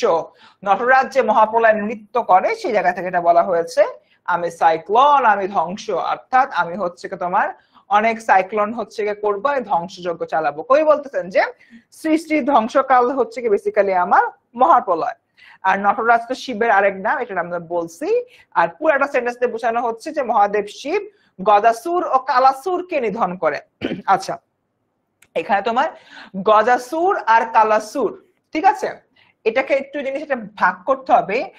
কালাসুর, কালা যোগ অসুর, কালা যোগ অসুর, অসুর মানে হচ্ছে তোমার রাক্ষস খোকস, এরকম রাক্ষস যেটা রয়েছে সেটাকে বলা হচ্ছে। মহাদেব কি করতেছে, মহাদেব হলো কি এই ধরনের দুটো রাক্ষস রয়েছে গদাসুর আর কালাসুর, এদেরকে তোমার হত্যা করেছে, নিধন করেছে, নিধন করে তাণ্ডব নৃত্য শুরু করেছেন। এই যে তোমার তাণ্ডব হলো গিয়ে নৃত্য শুরু করেছেন, সেই জায়গা থেকে যদি হলো গিয়ে আমি চিন্তা করি, কবি হলো গিয়ে বলতেছেন পৃথিবী শান্তি প্রতিষ্ঠা করতে আমি মহাদেবের মতো এই ধরনের প্রলয় নৃত্য শুরু করব, প্রলয় নৃত্য শুরু করে যাবতীয় অন্যায় এবং অপশক্তি, যাবতীয় অন্যায় ও অপশক্তি ধ্বংস করে সামনের দিকে এগিয়ে যাব। বুঝছি আমরা সবাই? ক্লিয়ার আমরা এটা? এতটুকু হচ্ছে কি আমরা ক্লিয়ার? আহারে সেই 4টার সময় বসছি, নামাজের ব্রেক ছাড়া আর কোনো ব্রেক নাই, আহারে খুবই কষ্ট লাগলো শুনে। একটু এখন পরিশ্রম করে বাবা, সামনের দিনগুলো অনেক সুন্দর যাবে। আচ্ছা, এতটুকু কি আমরা বুঝতে পারছি? এই স্লাইডটাকে আমরা বুঝতে পারছি? দেখো আমি একটু পানি পান করি ফাঁকে, তোমরা বললো এই স্লাইডটা বুঝতে পারছো কিনা। আরে আল মাহাদি বলছে ভাইয়া আমার মাও ক্লাস করছে, খুব মজা পাচ্ছে।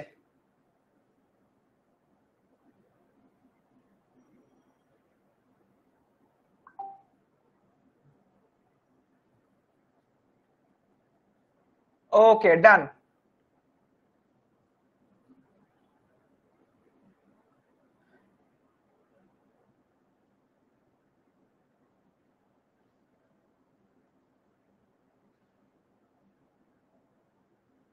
ঠিক আছে,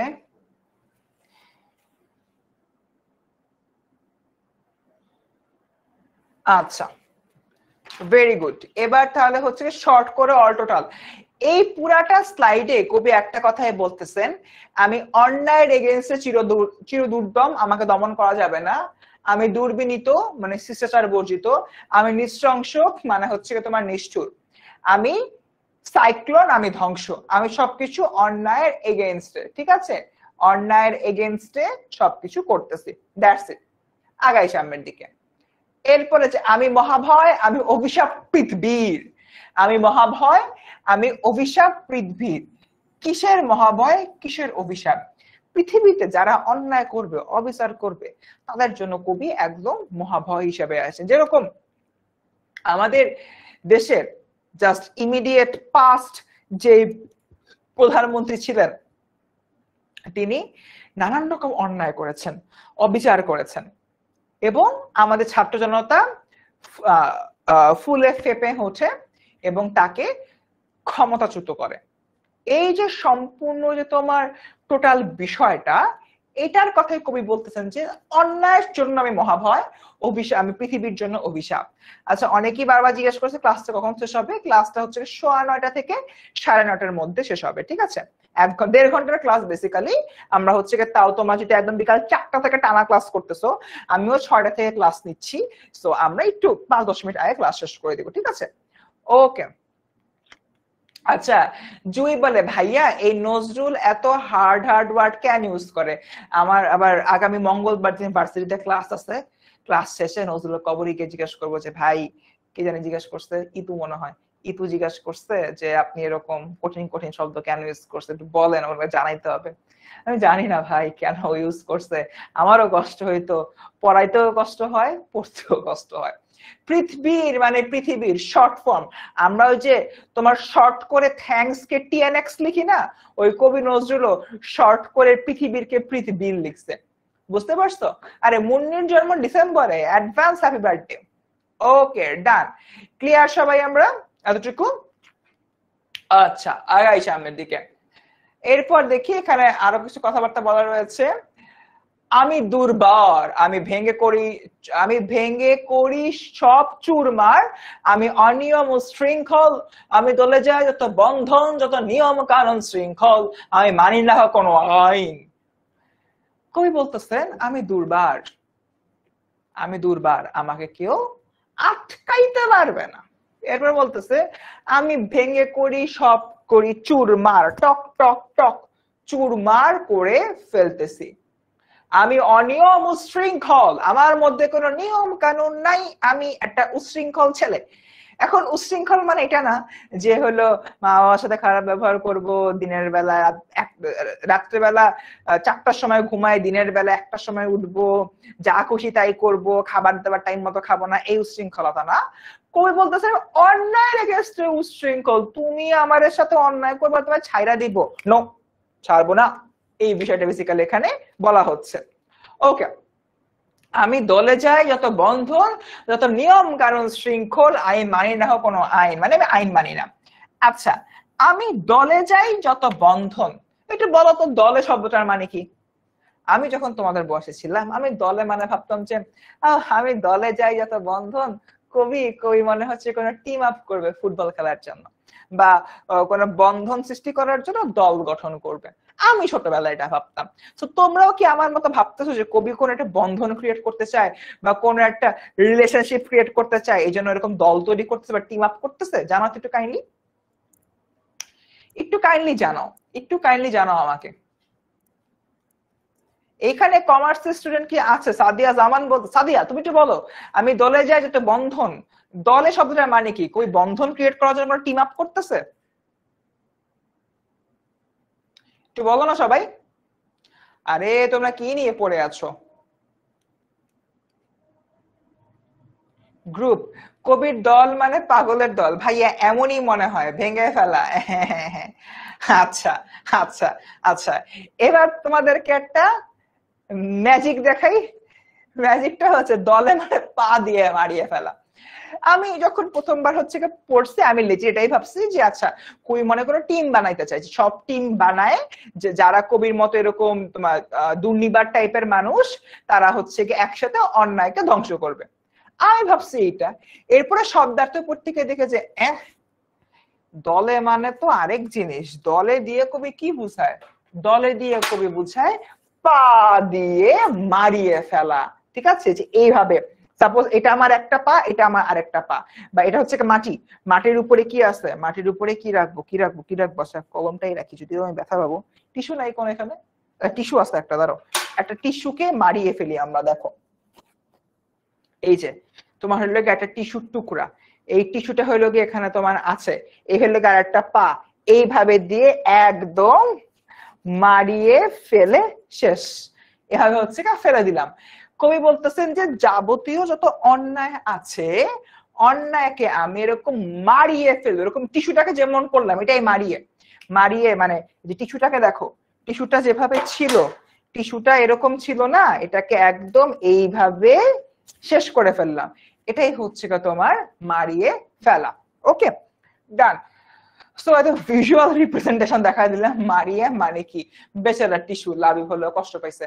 সো দেখো এখানে তোমার নিয়ম শৃঙ্খল মানে হচ্ছে আইন, কবিকে সহজে প্রতিরোধ করা যায় না, ইত্যাদি ইত্যাদি। এরপর আসি, আমি ভরা তরি করি ভরা ডুবি, আমি টর্পেডো আমি ভীম ভাসমান মাইন। কবি যদি বেঁচে থাকতো আমি কবিকে জিজ্ঞেস করতাম যে ভাই আপনি ভীম হয়েছেন ভালো কথা, ভাসমান মাইন হওয়ার কি দরকার ছিল? এখন ভাসমান মাইন মানে কি, এই শব্দটার মানে কি, শব্দটার মানে খুব easy, easy PG lemon squeegee. সেটা হচ্ছে পানিতে ল্যান্ড মাইন রাখা যায়, এখন মাটিতে না হলে ল্যান্ড মাইন পুঁতে পুঁতে টুতে রাখা যায়, ওটার উপরে পাড়া পড়লে শেষ, তুমি মরছো। পানিতে দেখা যায় যে তোমার পানিতে হলো গিয়ে মাইন গুলা, সে ধরো তোমার এটা হলো গিয়ে পানির ভিতরে, আমা কি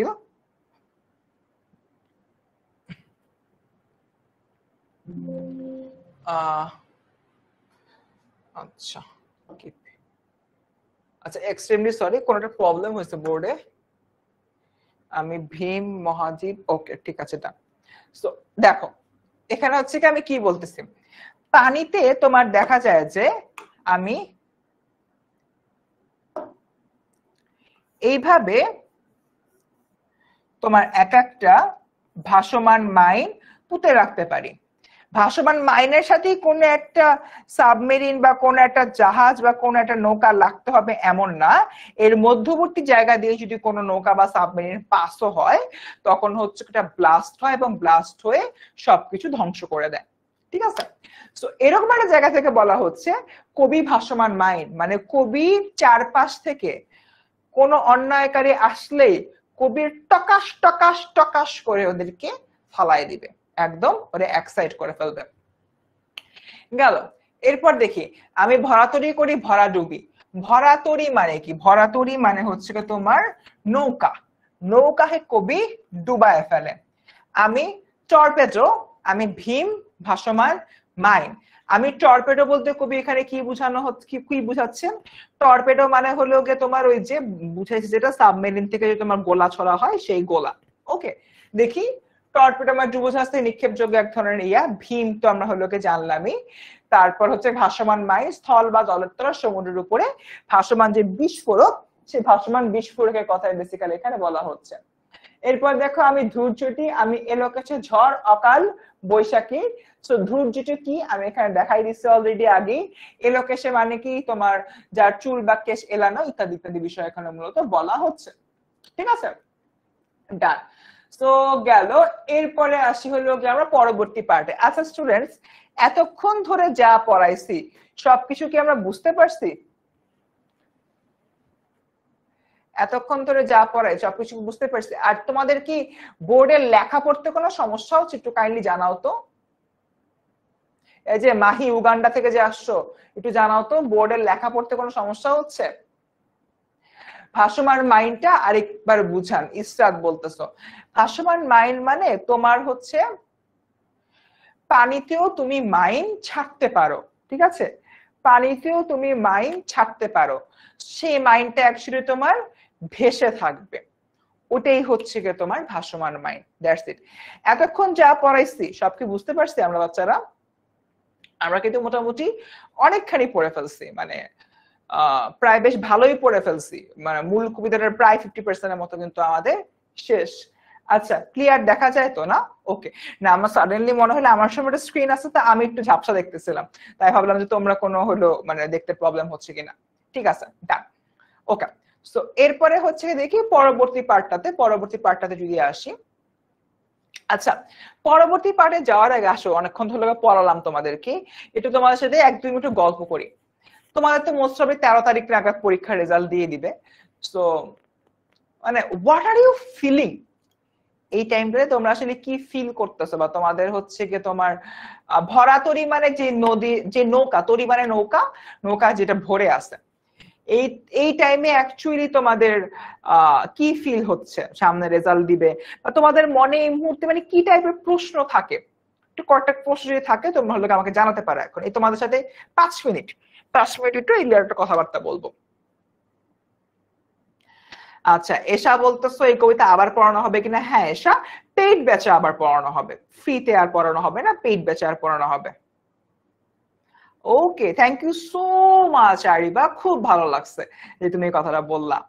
ওকে, ঠিক আছে। ফিলিং নার্ভাস, হৃদয় বলতেছো my feel is well, Sajid বলতেছো I am feeling all kinds of pressure. ভাইয়া কষ্ট, মনে বড় কষ্ট, মন বসে না পড়ার টেবিলে, ভাই আমার ঘুম আসে না। আচ্ছা, আমি ভয় ভীত। আচ্ছা, কি জানি তুমি তার নটরাজ হয়ে যাও, নার্ভাস ভাইয়া। লামিয়া ভয় পাইছে। ওয়াকিল বলে একটু ভয় লাগছে। এই কে এসব কি কথাবার্তা বলো, আস্তাগফিরুল্লাহ, কলিজা ফাইটে যাইতেছে। ভাইয়া দোয়া করবেন। আমার কাছে মনে হয় তোমাদের, আচ্ছা তোমার যে ফ্রি গ্রুপটা আছে এইচএসসি 27 স্টার স্টুডেন্টস এমএস, এই গ্রুপে আমি যদি একটা মানে 5 তারিখে রাত্রেবেলা 10টার সময় একটা ফ্রি ক্লাস না, তোমরা হচ্ছে কি আসবা আমার সাথে দুঃখ শেয়ার করতে, আমার সাথে হচ্ছে কি তোমার দুঃখ শেয়ার করতে আসবা, যে হলো ভাইয়া আমার এমন লাগতেছে অমন লাগতেছে, আসবা। যদি হচ্ছে গিয়ে 5 তারিখ রাত 10টায় তোমাদের জন্য একটা লাইভ ক্লাসের আয়োজন করি, আসো তোমরা। বলো না, বলো না দ্রুত, আসবা কিনা? 5 তারিখ রাত 10টা আসবা।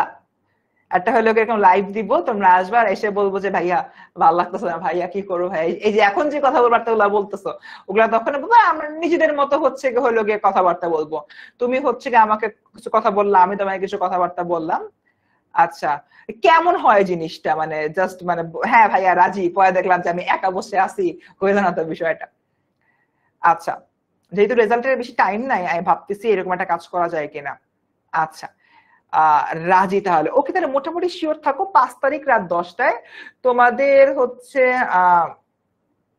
কি বলে আমাদের যে এইচএসসি 27 স্টার স্টুডেন্টস ডেনামের যে গ্রুপটা রয়েছে, এই গ্রুপটা একটা লাইভ নিয়ে আসবো, ঠিক আছে?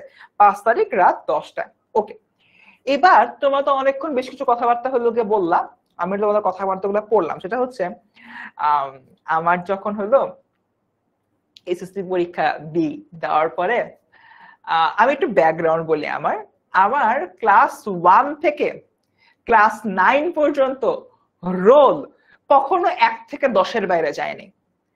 ক্লাস 1 থেকে ক্লাস 9 আউটস্ট্যান্ডিং ওয়েতে আমি এই জিনিসটা মেনটেন করছি। আমার রোলটা কখনো 1 থেকে 10-এর বাইরে যায়নি।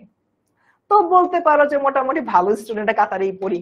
তার উপরে তোমরা যারা ঢাকায় থাকো অনেকে হয়তো আইডিয়াল স্কুল অ্যান্ড কলেজের নাম শুনছো। অনেক গার্জিয়ানই আইডিয়াল স্কুল অ্যান্ড কলেজে বাচ্চাদের পড়াইতে চায়। আমার আব্বা আম্মা চাইছে, তারা সাকসেসফুল হয়েছে। এবং আইডিয়াল স্কুল অ্যান্ড কলেজে ভর্তি পরীক্ষায় আমি সম্মিলিত মেধা তালিকায় 2য় স্থান অধিকার করছিলাম। সো এই হলো গিয়ে টোটাল হলো গিয়ে অবস্থা, ঠিক আছে? এখন ব্যাপারটা হচ্ছে আইডিয়াল থেকে এসএসসি দিতে গেছি। ক্লাস 10-এ যখন আমি উঠি, for the very first time আমার রোল 10-এর বাইরে যায়, এবং শুধু 10-এর বাইরে না, আমার রোল 20-এর বাইরে যে রোল হয়ে যায় 23। আমার তো ভাই হাই হাই ইজ্জত কা ফালুদা, এই অবস্থা কেন? ক্লাস 10-এ এটা হয়েছে। ক্লাস 1 থেকে 9 ভাই আমার রোল 1 থেকে 10-এর মধ্যে আছে। আমি আমার আমি আমার সেকশনে কখনো আমি মানে টপ 10 এর বাইরে যাই নাই, এন্টায়ারলি ফুল আইডিয়াল স্কুলের মধ্যে কখনোই 500-র বাইরে যাই নাই, মানে বিশাল একটা হচ্ছে তোমার ব্যাপার স্যাপার। তো ক্লাস 10-এ ভাইয়ার রোল কত হইলো? ভাইয়ার রোল হয়ে গেল 23। তো ভাইয়া তো অনেক স্যাড, মানে পুরাটা বছর আমার অনেক স্যাডেস্ট ওয়ের মধ্যে দিয়ে গেছে। এখন আমি কেন হচ্ছে কি তোমার 5 তারিখ কোনো কারণ নেই, মনে হইলো কালকে শুক্রবার, শুক্রবারে আমি একটু চিল টিল করবো, চিল করে 5 তারিখে নিবো, এটাই আর কি। ওকে ঠিক আছে, 5 তারিখে আমরা মিলাপ পড়াবো না হয় লাইভে, নো প্যারা, ডু ফুর্তি। তো রোল 23 হয়ে গেল আমার। তো পুরাটা বছর না আমার অনেক হচ্ছে গিয়ে খুব কষ্টের মধ্যে দিয়ে গেছে, আমার এই রিয়েলাইজেশনের মধ্যে গেছে 23 কেন। আর আইডিয়াল করে বাজে সিস্টেম ছিল, রেজাল্টের উপর ভিত্তি করে সেকশন আলাদা করতো। তো আমি পড়ছিলাম ছেলেদের 3 নাম্বার সেকশনে। আমাকে একদিন এক স্যার হচ্ছে কি সমাজ পড়াইতো, স্যার আমাকে দেখে যে আমি ছেলেদের সেকশন 3-এ বসে আছি, স্যার আমাকে দেখছে। এরপর ওই স্যারের কাছে আমি কোচিং এ করতাম, কোচিং এ গেছি, স্যার বলে তুমি ছেলেদের সেকশন 3-এ কেন, তোমার তো সেকশন একা থাকার কথা। আমি বললাম স্যার জানি না স্যার, আমার কেন জীবনটা এমন হইলো, এই হলো গিয়ে অবস্থা। এইবার না আমাকে বাসা থেকে বকা দেয়নি, কেন জানি আমি জানি না। এবার আমি বলি আমার রোল 23 কেন গেছিল। তার কারণ হচ্ছে আমি ছোটবেলা থেকে ডিবেট করতাম, 5 থেকে ডিবেট করি, তো 8-9 এর ধুমায় ডিবেট করছি, এত ডিবেট করছি, করার কারণে তারা যেটা হয়েছে 9-এ আমার পড়াশোনা করি নেই অ্যাকচুয়ালি। সো এটার ফল হিসাবে আমি ক্লাস 10-এ এসে রোল 23 হয়ে গেছে। তো আব্বু আম্মু জানতো যে আমার রোল 23 হওয়ার পিছনে রিজনিংটা কি, রিজনিং এর কারণে আমার কোনো বকাঝকা দেয় না, এখানে তারা খুবই মন খারাপ করতো। ওকে, সো এরপরে হচ্ছে গিয়ে আমার রেজাল্টের সময় আসলো, পরীক্ষার টাইমে আসলো, এবং পয়েন্ট টু বি নোটেড আমার কিন্তু যখন আমি প্রিটেস্ট পরীক্ষা দিই, প্রিটেস্ট পরীক্ষায় আমি হায়ার ম্যাথে ফেল করছিলাম। আমি এটা এখন সব জায়গায় প্রাউডলি না, আমি ক্লিয়ারলি এন্ড ফ্র্যাঙ্কলি কথাটা বলি, হায়ার ম্যাথে ফেল করছিলাম, এবং ফর মোস্ট প্রবাবলি 2 or 3 মার্কসের জন্য। তো এরপরে সমস্যা নেই, যেহেতু এক সাবজেক্টে আমার ক্রস ছিল, জাস্ট হলো মানে স্কুলে হলো কিছু বলে নাই, 3 সাবজেক্টের উপরে ফেল করলে স্কুল ঝামেলা করে। তো পরে হচ্ছে কি টেস্ট পরীক্ষা দিলাম, টেস্ট পরীক্ষায় আলহামদুলিল্লাহ অল ইনক্লুসিভ পাস টাস করে ফেলছি, একদম লাইভ জিঙ্গাওয়ালা। তারপরে স্কুলের মডেল টেস্ট গুলো মোটামুটি ভালো রেজাল্ট করছি। সো আমার পুরাটা এসএসসি পরীক্ষায় আমি সবচেয়ে বেশি ভয় পাইতাম হায়ার ম্যাথ নিয়ে, এবং হায়ার ম্যাথ পরীক্ষাটা আমি অনেক ভয়ে দিছি। আমার স্ট্রংগেস্ট জোন ছিল জেনারেল ম্যাথ, সেই জেনারেল ম্যাথে আমি 96 আনসার করতে পারছি। 100 মার্কের পরীক্ষা আমি 96 আনসার করে থুয়ে আসি, আমি 4 নাম্বার অ্যান্সারই করিনি। পরীক্ষার দিন আমার আম্মু তো সরকারি চাকরি করে, তো পরীক্ষার রেজাল্টের দিন আম্মু হচ্ছে কি ছুটি নিছে, আব্বুর ব্যবসা আব্বুর ব্যবসা ছিল ঢাকা ক্যান্টনমেন্টের ভেতরে। তো আব্বু ওই দিন যায় না, বসে আছে। তো রেজাল্টটা দেয় না, বুঝছো, আমি আমার রেজাল্টের কাহিনী বলতেছি, রেজাল্ট দেয় না। আমি এটা কথা বলতেছি 2000 কত সালে, 17 সালের পরীক্ষায়, 2017 সালের কথা, মানে আজ থেকে প্রায় 8 বছর আগের কথা বলতেছি আমি। তো আমার যে রুমটা, আমার রুমে হচ্ছে গিয়ে রুমের ডেকোরেশনটা এরকম ছিল, এইদিকে হচ্ছে তোমার জানলার সামনে হচ্ছে গিয়ে খাটের ডান পাশে আমার পড়ার টেবিলের সামনে একটা ওয়ার্ড্রোব। সো আমি আমার খাটের সামনে বসে আছি, তখন বাসার মধ্যে তোমার মোবাইল বলতে হচ্ছে কি আব্বুর একটা বাটন ফোন ছিল, আব্বু নিজে বাটন ফোন চালাইতো, আর আম্মুর একটা হচ্ছে কি তোমার অর্ধেক টাচ অর্ধেক বাটন এরকম একটা মোবাইল ছিল। সো আমি আম্মুর মোবাইলটা নিয়ে বসে আছি, আমার তখন মোবাইল নাই, তোমাদের যেরকম এখন হলো মোবাইল থাকে অনলাইন ক্লাস চলে, আমার তো নিজের মোবাইল নাই। তো আমি আম্মুর মোবাইলটা নিয়ে বসে আছি, আল্লাহ করতেছি, আল্লাহ কখন রেজাল্ট দিবে। তখন হচ্ছে একটা সিস্টেম ছিল যে টেলিটকের সিমে একটা কোড পাঠালে মেসেজে হলো গিয়ে তোমার রিপ্লাই হচ্ছে গিয়ে দিয়ে দেয়, তাই পাঠাই, রিপ্লাই দেয় না। এদিকে দেখতেছি যে আমার বন্ধু আমার ফোন দিয়ে বলতেছে মামা রেজাল্ট বাইরে হয়েছে, রেজাল্ট পাইছোস? আমি বল দোস্ত না পাই নাই, তুই পাইছো? দোস্ত আমিও পাই নাই, বাট রেজাল্ট কিন্তু বাইরে হয়েছে। সো মানে অবস্থাটা এত বাজে হয়েছিল, আল্লাহ রেজাল্ট দিয়ে দিছে বাট আসতেছে না, ওই জ্যাম, ওই টাইমে তো সবাই একসাথে রেজাল্ট দেখতে নেয়, জ্যাম লেগেছে। তো দেখি যে আমার আব্বু আম্মু দুজনে আমার সামনে দিয়ে ঘোরাঘুরি করতেছে। তো এক পর্যায়ে হচ্ছে আব্বু বললো আচ্ছা আমার একটু হলো কাজ আছে, আমি হলো 10 মিনিট নিচে যাবো, আসবো। আব্বু বাইরে চলে গেছে, এরপরে আম্মুর এমন দৌড়াদৌড়ি, আম্মুর তখনই হচ্ছে কি ডায়াবেটিস হাই প্রেশার ছিল। সো আমার আম্মু আমার অবস্থা দেখি আর রেজাল্টের পাশে আম্মু বলতেছে আমার খুব খারাপ লাগতেছে, আমি একটু ওয়াশরুমে গেলাম। সে হলো ওয়াশরুমে গেছে। এমন একটা মোমেন্ট, আমার বাপও বাসায় নাই, আমার মা আমার পাশে নাই। ক্লাস 10-এ পড়ি, তোমাদের মধ্যে তো বয়স, ছোট মানুষই তো। তো দিতেছি মেসেজ পাঠাইতেছি, টেলিটকের বাচ্চা টেলিটক রিপ্লাই দেয় না। সাডেনলি পটাশ করে একটা মেসেজ আসলো, টুং। দেখি যে টেলিটক। এইভাবে ইয়া করলাম, ঢুকলাম, দেখি যে পাশাপাশি ঘিজিবিজি করে লেখা। দেখি যে বাংলায় A+, ইংরেজিতে A+, বিজিএস A+, ইসলামিক স্টাডিজে A+, ফিজিক্সে A+, কেমিস্ট্রিতে A+, হায়ার ম্যাথে A+, বায়োলজিতে A+, আইসিটিতে A+। আমি জাস্ট এমনে একটা লোকে চিৎকার দিয়ে আম্মুকে ডাকলাম, আম্মু ওয়াশরুম থেকে বের হয়েছে, আম্মু গোল্ডেন। দ্যাট মিনস গোল্ডেন পেয়ে গেছি।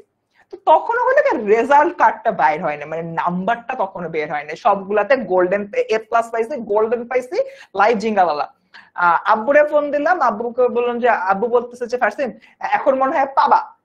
তখন আব্বু পেয়ে গেছি গোল্ডেন। তো ঠিক আছে, আব্বু হইলো গিয়ে আসছে, আম্মু আসে, তো খুব ভালো লাগলো। দেন হচ্ছে বের হইলাম, স্কুলে যাব। মানে আমার প্ল্যান ছিল যে গোল্ডেন টোল্ডেন না পাই আমি স্কুল যাবো না, স্কুলে যাই নিজের চেহারা ক্ষমা দেখাবো না। আমি আব্বুরে বললাম যাবো আর ঘন্টা খানেকের মধ্যে তোমার হচ্ছে গিয়ে কি বলে নাম্বার বের হবে। সো এই number, roll number, registration number. তখন তো বাসায় আমার ল্যাপটপ কম্পিউটার কিছুই নেই। তুমি হলো গিয়ে সাইবার ক্যাফে থেকে ইয়া করো, কি বলে আমার রেজাল্ট হলে বাইর করে আনো, ঠিক আছে? তো আম্মু তো খুব খুশি, আম্মু আমাকে অনেক আদর করতেছে, আব্বু আমাকে অনেক আদর করতেছে। গেলাম এরপর স্কুলে গিয়ে স্যাররা বলে, স্যার গোল্ডেন পাইছি, গোল্ডেন পাইছি। এই অবস্থা। যে স্যার আমার বলছিল যে রোল 23 দেখা, তুমি ছেলেদের সেকশন নাম্বার 3, এই অবস্থা কেন? ওই স্যারকে বল, স্যার গোল্ডেন পাইছি, স্যার গোল্ডেন পাইছি, ইয়াস ইয়াস। মানে বিশাল মানে মজার ব্যাপার। আমি রেজাল্ট হাতে পাইছি বেলা 12:30টায়। স্কুলে গেছি আমি 1:15টায়। 2:30টার সময় আব্বু আমাকে ফোন দিছে। তখন হচ্ছে কি মানে আমাদের বাসায় আরেকটা হলো কি তোমার বাটন ফোন ছিল, ওই বাটন ফোনটা আম্মু আমাকে দিছে, দিয়ে বলছে এই বাটন ফোনটা নাও, নিয়ে স্কুলে যাও, কিছু লাগলে তোমাকে হলো কি ফোন দিব। ওকে, ওই বাটন ফোন নিয়ে স্কুলে গেছি, আমার তো নিজের ফোন নাই। তো আব্বু হলো গিয়ে আমাকে 2:30টার সময় ফোন দিচ্ছে, ফারসিন হ্যাঁ আব্বু তোমার মার্কশিট পাইছি। আমি বলে আল্লাহ, মার্কশিট পেয়ে গেছে, কি একটা অবস্থা। আমি বললাম যে আচ্ছা মানে গোল্ডেন তো জানি, মানে মার্ক কেমন পাইছে? বলে আব্বু তুমি তো অনেক ভালো রেজাল্ট করছো, তুমি হায়ার ম্যাথে 100-তে 100 পাইছো। হোয়াট? হায়ার ম্যাথে আমি 100-তে 100 পাইছি? এর মধ্যে দেখি যে আমার আরেকটা ফ্রেন্ড আসতেছে, ও বলতেছে যে দোস্ত মার্কশিট বের হয়ে গেছে, মার্কশিট দেখতে হবে। আমি বললাম যে আচ্ছা আব্বু ঠিক আছে, আমি একটু দেখি কারোর কাছে দেখতে পারি কিনা। তারপরে আমি আমার বন্ধুর কাছে গেছি, বন্ধুর কাছে যে বলছে দোস্ত দোস্ত আমার একটু রেজিস্ট্রেশন নাম্বার আর রোল নাম্বারটা দে না। তো হলো কি দিছে। তারপর হলো গিয়ে আমি দেখি বাংলায় 162, ইংরেজিতে 170, জেনারেল ম্যাথে 96 অ্যান্সার করছিলাম না, জেনারেল ম্যাথে আমি পাইছি 94। 96 অ্যান্সার করে জেনারেল ম্যাথে আমি 94 অ্যান্সার পাইছি। ওকে, এরপর হচ্ছে কেমিস্ট্রিতে আমার এখনো মনে আছে 96, ফিজিক্সে 98, আইসিটিতে আমাদের সময় 50 ছিল, 50-এ 85 পাইছিলাম। And then comes the higher ম্যাথে 100, আর বায়োলজিতে আমি 88 পাইছিলাম। আমি জাস্ট আমার হায়ার ম্যাথের রেজাল্টটা দেখা না, মানে আমার মনে হয়েছে যে এই যে আমি একটা বছর এতটা মেন্টাল ডিপ্রেশনের মধ্যে দিয়ে গেছি, ডিপ্রেশনটা আমার নিমেষে না হয়ে গেছে না। I did it and I made it. আমি হায়ার ম্যাথে ফাইনালি আমার যে এটা ইয়া ছিল, আমি যেই ছেলে প্রিটেস্টে হায়ার ম্যাথে ফেল করছি, ওই ছেলে এসএসসি তে হায়ার ম্যাথে 100 আউট অফ 100 পাইছে। মানে ওই টাইমের যে ফিলিংসটা, ওই ফিলিংসটা না সম্পূর্ণ ডিফারেন্ট টাইপের। এবার তোমাদেরকে হচ্ছে গিয়ে বলি, তোমাদের সাথে পার্টিকুলারলি এই জিনিসটাই হবে। তার কারণটা কি? তোমাদেরকে আমি পড়াইছি, শুধু আমি পড়াই নাই, তোমাদেরকে আমাদের এন্টারটেনমেন্টস এর টিচার প্যানেলের সবাই পড়াইছে, এবং এসএসসি 25 ব্যাচ, যেটা এখন এইচএসসি 27 ব্যাচ, তোমাদের উপরে আমাদের পুরো টিচার প্যানেলের না একটা ভরসার জায়গা আছে। ওরা পারবে, এই ব্যাচটা পারবে, এই ভরসার জায়গাটা আছে। এবং আমি বিশ্বাস করি এই যে তোমার ভরসার জায়গাটা, এটা তোমার হচ্ছে রাখতে পারবা। এবং তোমরা নিজেদের উপরে এই মুহূর্তে ভরসা রাখো। আর এই জিনিসটা সবসময় হচ্ছে মাথায় রাখো যে ভাইয়াদের আমাদের উপরে ভরসা আছে, আমরা আমাদের একদম সর্বোচ্চটা দিয়ে ট্রাই করছি। এর উপরে অ্যাকচুয়ালি যাওয়ার পসিবল না। উপরে আল্লাহ ছিল, আল্লাহ আছেন, নিচে ভাইয়ারা ছিল, ভাইয়ারা আছেন, বাকিটা আল্লাহ ভরসা। জাস্ট এতটুকু ভরসা নিজের উপরে রাখো, মহান আল্লাহ রাব্বুল আলামিনের উপরে রাখো, যারা অন্যান্য ধর্মের রয়েছে নিজ নিজ সৃষ্টিকর্তার উপরে রাখো। আর এই জিনিসটা বিশ্বাস করো, ভালো রেজাল্টটা তোমার কাছেই আসবে, কারণ তুমি কষ্ট করছো। যারা কষ্ট করে তাদের কেষ্ট মেলে। উৎকৃষ্ট প্রমাণ আমি হায়ার ম্যাথে ফেল করছিলাম প্রি টেস্টে। এরপর থেকে প্রত্যেকটা দিন আমি হায়ার ম্যাথে কাজ করছি, প্রত্যেকটা দিন রাত্রেবেলা আমি হায়ার ম্যাথের এমসিকিউ সলভ করছি। আর কামছি যে আমি পারতেছি না কেন, আমার দ্বারা হইতেছে না কেন, এটা কি এমন জিনিস যে আমি ফেল করছি। আমার মতো স্টুডেন্ট যে গত 9 বছরের হলো 1 থেকে 10-এর বাইরে যায়নি। সো এই জিনিসটাই at the end of the day একটাই তোমাদেরকে হলো অনুরোধ করব, নিজের উপরে ভরসা রাখো। ওকে, তোমাদের সবার জন্য অবভিয়াসলি সব সময়ের জন্য হলো গিয়ে অনেক অনেক হচ্ছে গিয়ে দোয়া থাকে, এবং এই দোয়াগুলা অলওয়েজ হলো গিয়ে তোমাদের জন্য থাকবে, ঠিক আছে? আচ্ছা, আমরা হলো গিয়ে কোথায় ছিলাম? এখানে ছিলাম। আসো আমরা আবার একটু হলো কবিতার মধ্যে হলো গিয়ে চলে যাই। সো আমি বিদ্রোহী সুত, বিশ্ববিধাত্রীর সুত বলতে আমরা কি অলরেডি হলো গিয়ে বুঝাইছি। সুত মানে হচ্ছে সুতানা, সুত মানে হচ্ছে তোমার পুত্র, ঠিক আছে? এরপর দেখি মোটামুটি হচ্ছে এতটুকু গেল। এরপরে হচ্ছে তোমার এখানে দেখাচ্ছে যে কবিকে অ্যাকচুয়ালি দমন করা যায় না, কারণ কবি হলো অনেক পাওয়ারফুল একজন মানুষ, অন্যায়ের এগেনস্টে। এই বিষয়গুলো নিয়ে কথাবার্তা হচ্ছে কি বলা হলো। ডান। সো আগাই সামনের দিকে আমরা এবার। তারপর হচ্ছে গিয়ে এখানে বলা হচ্ছে, কবি আবার হলো বলতেছেন, বলবীর চির উন্নত মমশির আমি সৃষ্টি, আমি সৃষ্টি, আমি ধ্বংস, আমি লোকালয়, আমি শ্মশান। এখানে কবির দুইটা জিনিস হলো প্রকাশ পেয়েছে। একটা হচ্ছে কবির পজিটিভ দিক, একটা হচ্ছে তোমার কবির নেগেটিভ দিক। কবি বলতেছেন আমি সৃষ্টি, আমি ভালো মানুষের জন্য সৃষ্টি, আমি লোকালয়, যারা হলো সৎ মানুষ তাদের জন্য হচ্ছে গিয়ে আমি লোকালয়। এরপরে দেখি কবি, এইগুলা হচ্ছে কবির পজিটিভ দিক। আমি ধ্বংস, আমি অন্যায়ের জন্য ধ্বংস, আমি শ্মশান, আমি অন্যায়ের জন্য শ্মশান। That's it. মোটামুটি হচ্ছে কি এখানে মোটামুটি যাবতীয় বিষয় বলা হচ্ছে কবির সত্তা সর্বাবস্থায় সকল জায়গায় বিরাজমান। বুঝতে পারছি আমরা সবাই? আচ্ছা, বিআই কোর্সে ক্লাস কবে থেকে শুরু হবে? সুন ক্লাস শুরু হবে। আচ্ছা, আমি তোমাদেরকে আরেকটা হচ্ছে পোল দিই এখানে।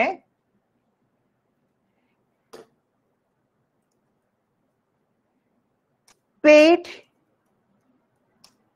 ব্যাচে নাই, যারা যারা পেইড ব্যাচে আছো তারা হলো গিয়ে, আচ্ছা এখানে আমি একটা পোল করতেছি,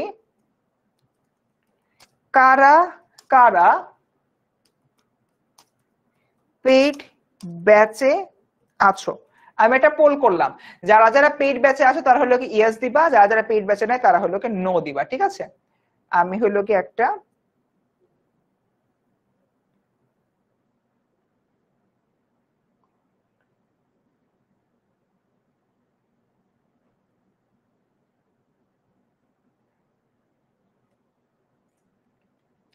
পোল দিলাম, ঠিক আছে? একটু কাইন্ডলি তোমরা একটু কমেন্টে মানে পোলে একটু ভোট দিয়ে জানায় দাও, ঠিক আছে? ওকে, সো এতটুকু তো আমরা মোটামুটি বুঝলাম। আসো পরের পার্টটাতে। এরপর হলো কি দেখি আমি অবসান নিশাবসান। এখানে অবসান বলতে বোঝানো হচ্ছে তোমার অন্যায়ের শেষ। অবসান বলতে কি বোঝানো হয়? অবসান বলতে বোঝানো হয় তোমার অন্যায়ের শেষ।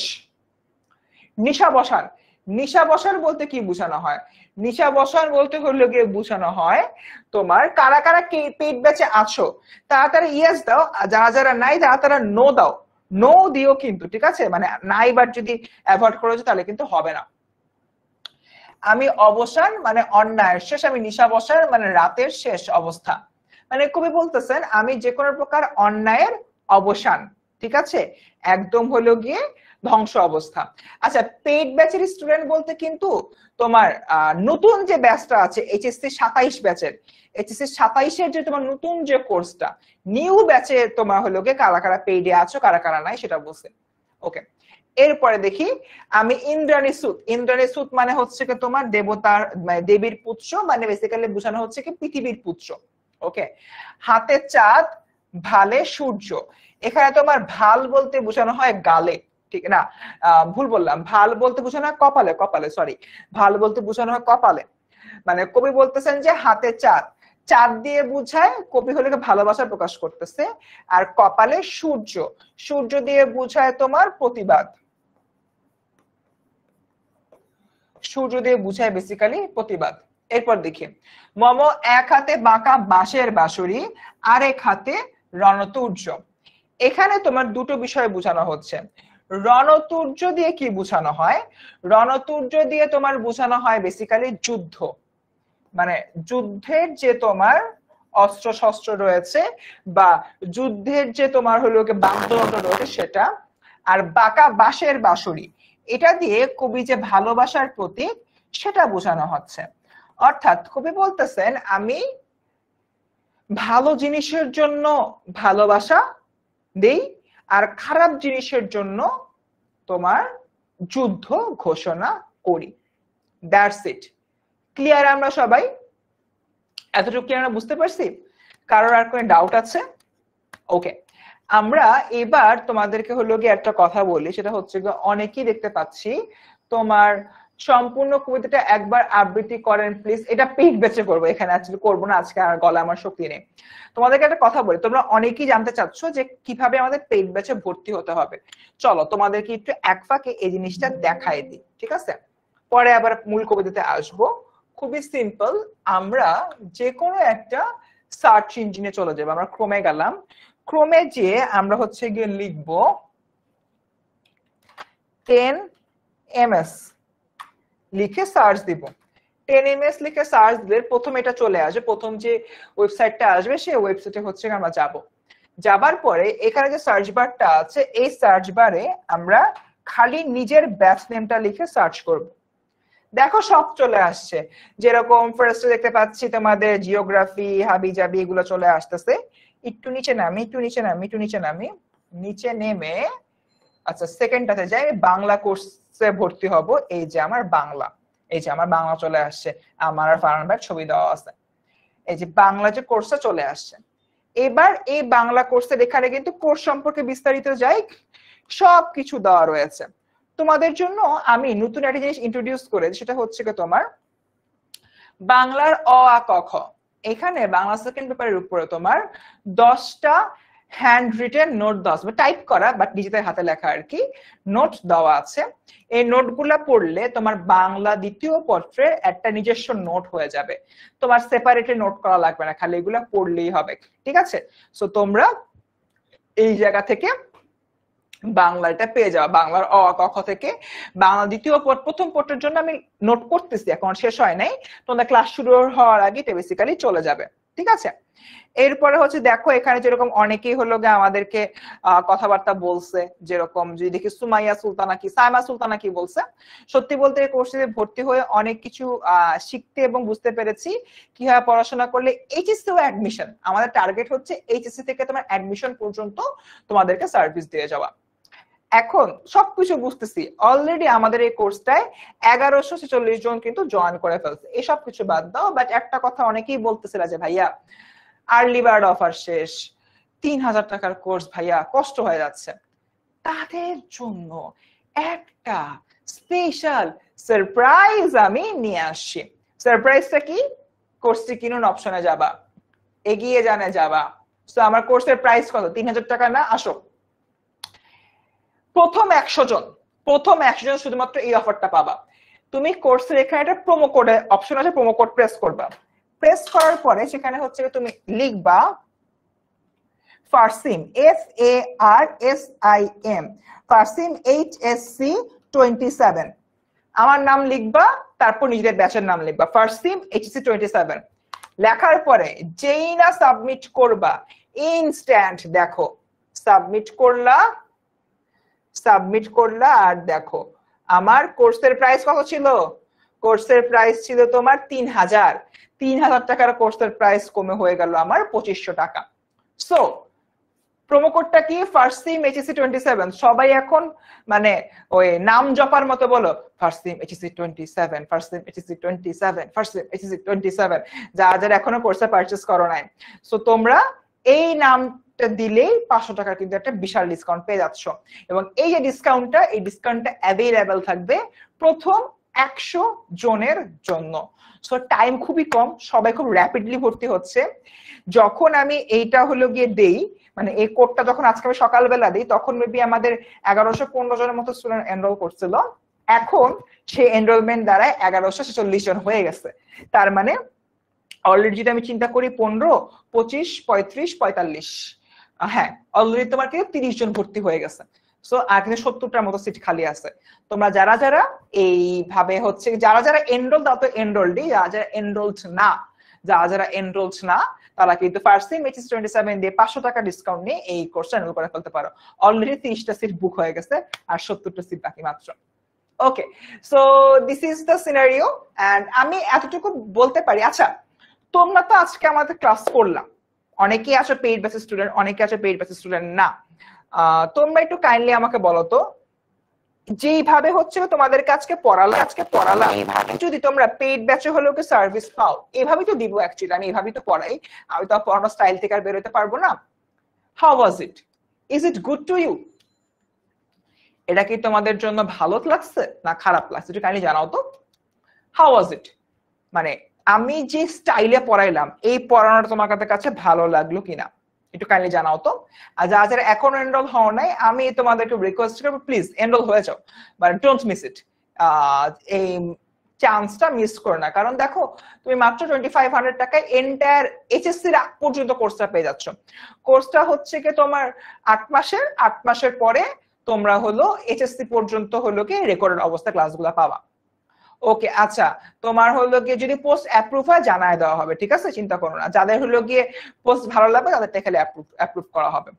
Okay great. সো তোমরা মোটামুটি অনেকেই হচ্ছে কি আমাকে বলছো ক্লাসটা হলো ভালো লাগছে, আলহামদুলিল্লাহ। বেসিক্যালি আমি এখন ক্লাসটা এখানে শেষ করব। এন্ড এখানে দেখো আরো অনেক কিছু রয়েছে, বের হয়ে দেখাই বেটার হয়।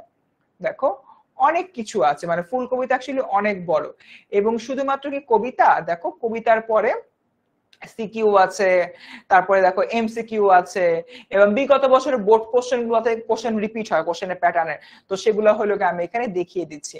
তো অ্যাপারেন্টলি কিন্তু আমার প্রচুর জিনিসপত্র রয়েছে, যেটা প্রায় 115টার মতো স্লাইড, আজকে ম্যাক্সিমাম 20টা স্লাইড পড়েছি।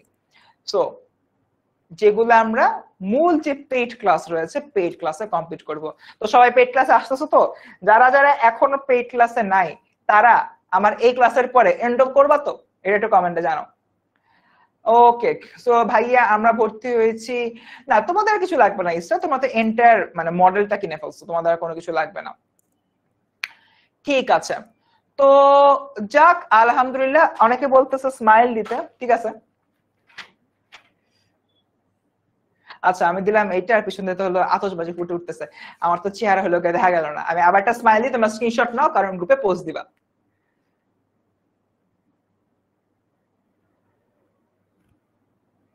ওকে, আই গেস তোমরা স্ক্রিনশট নিয়ে ফেলেছো। দেখা হবে পরবর্তী কোনো ক্লাসে, পেইড ব্যাচে যখন আসবে তখন পেইড ব্যাচে অবশ্যই হলো দেখা হবে। সেই পর্যন্ত ভালো থেকো, আসসালামু আলাইকুম।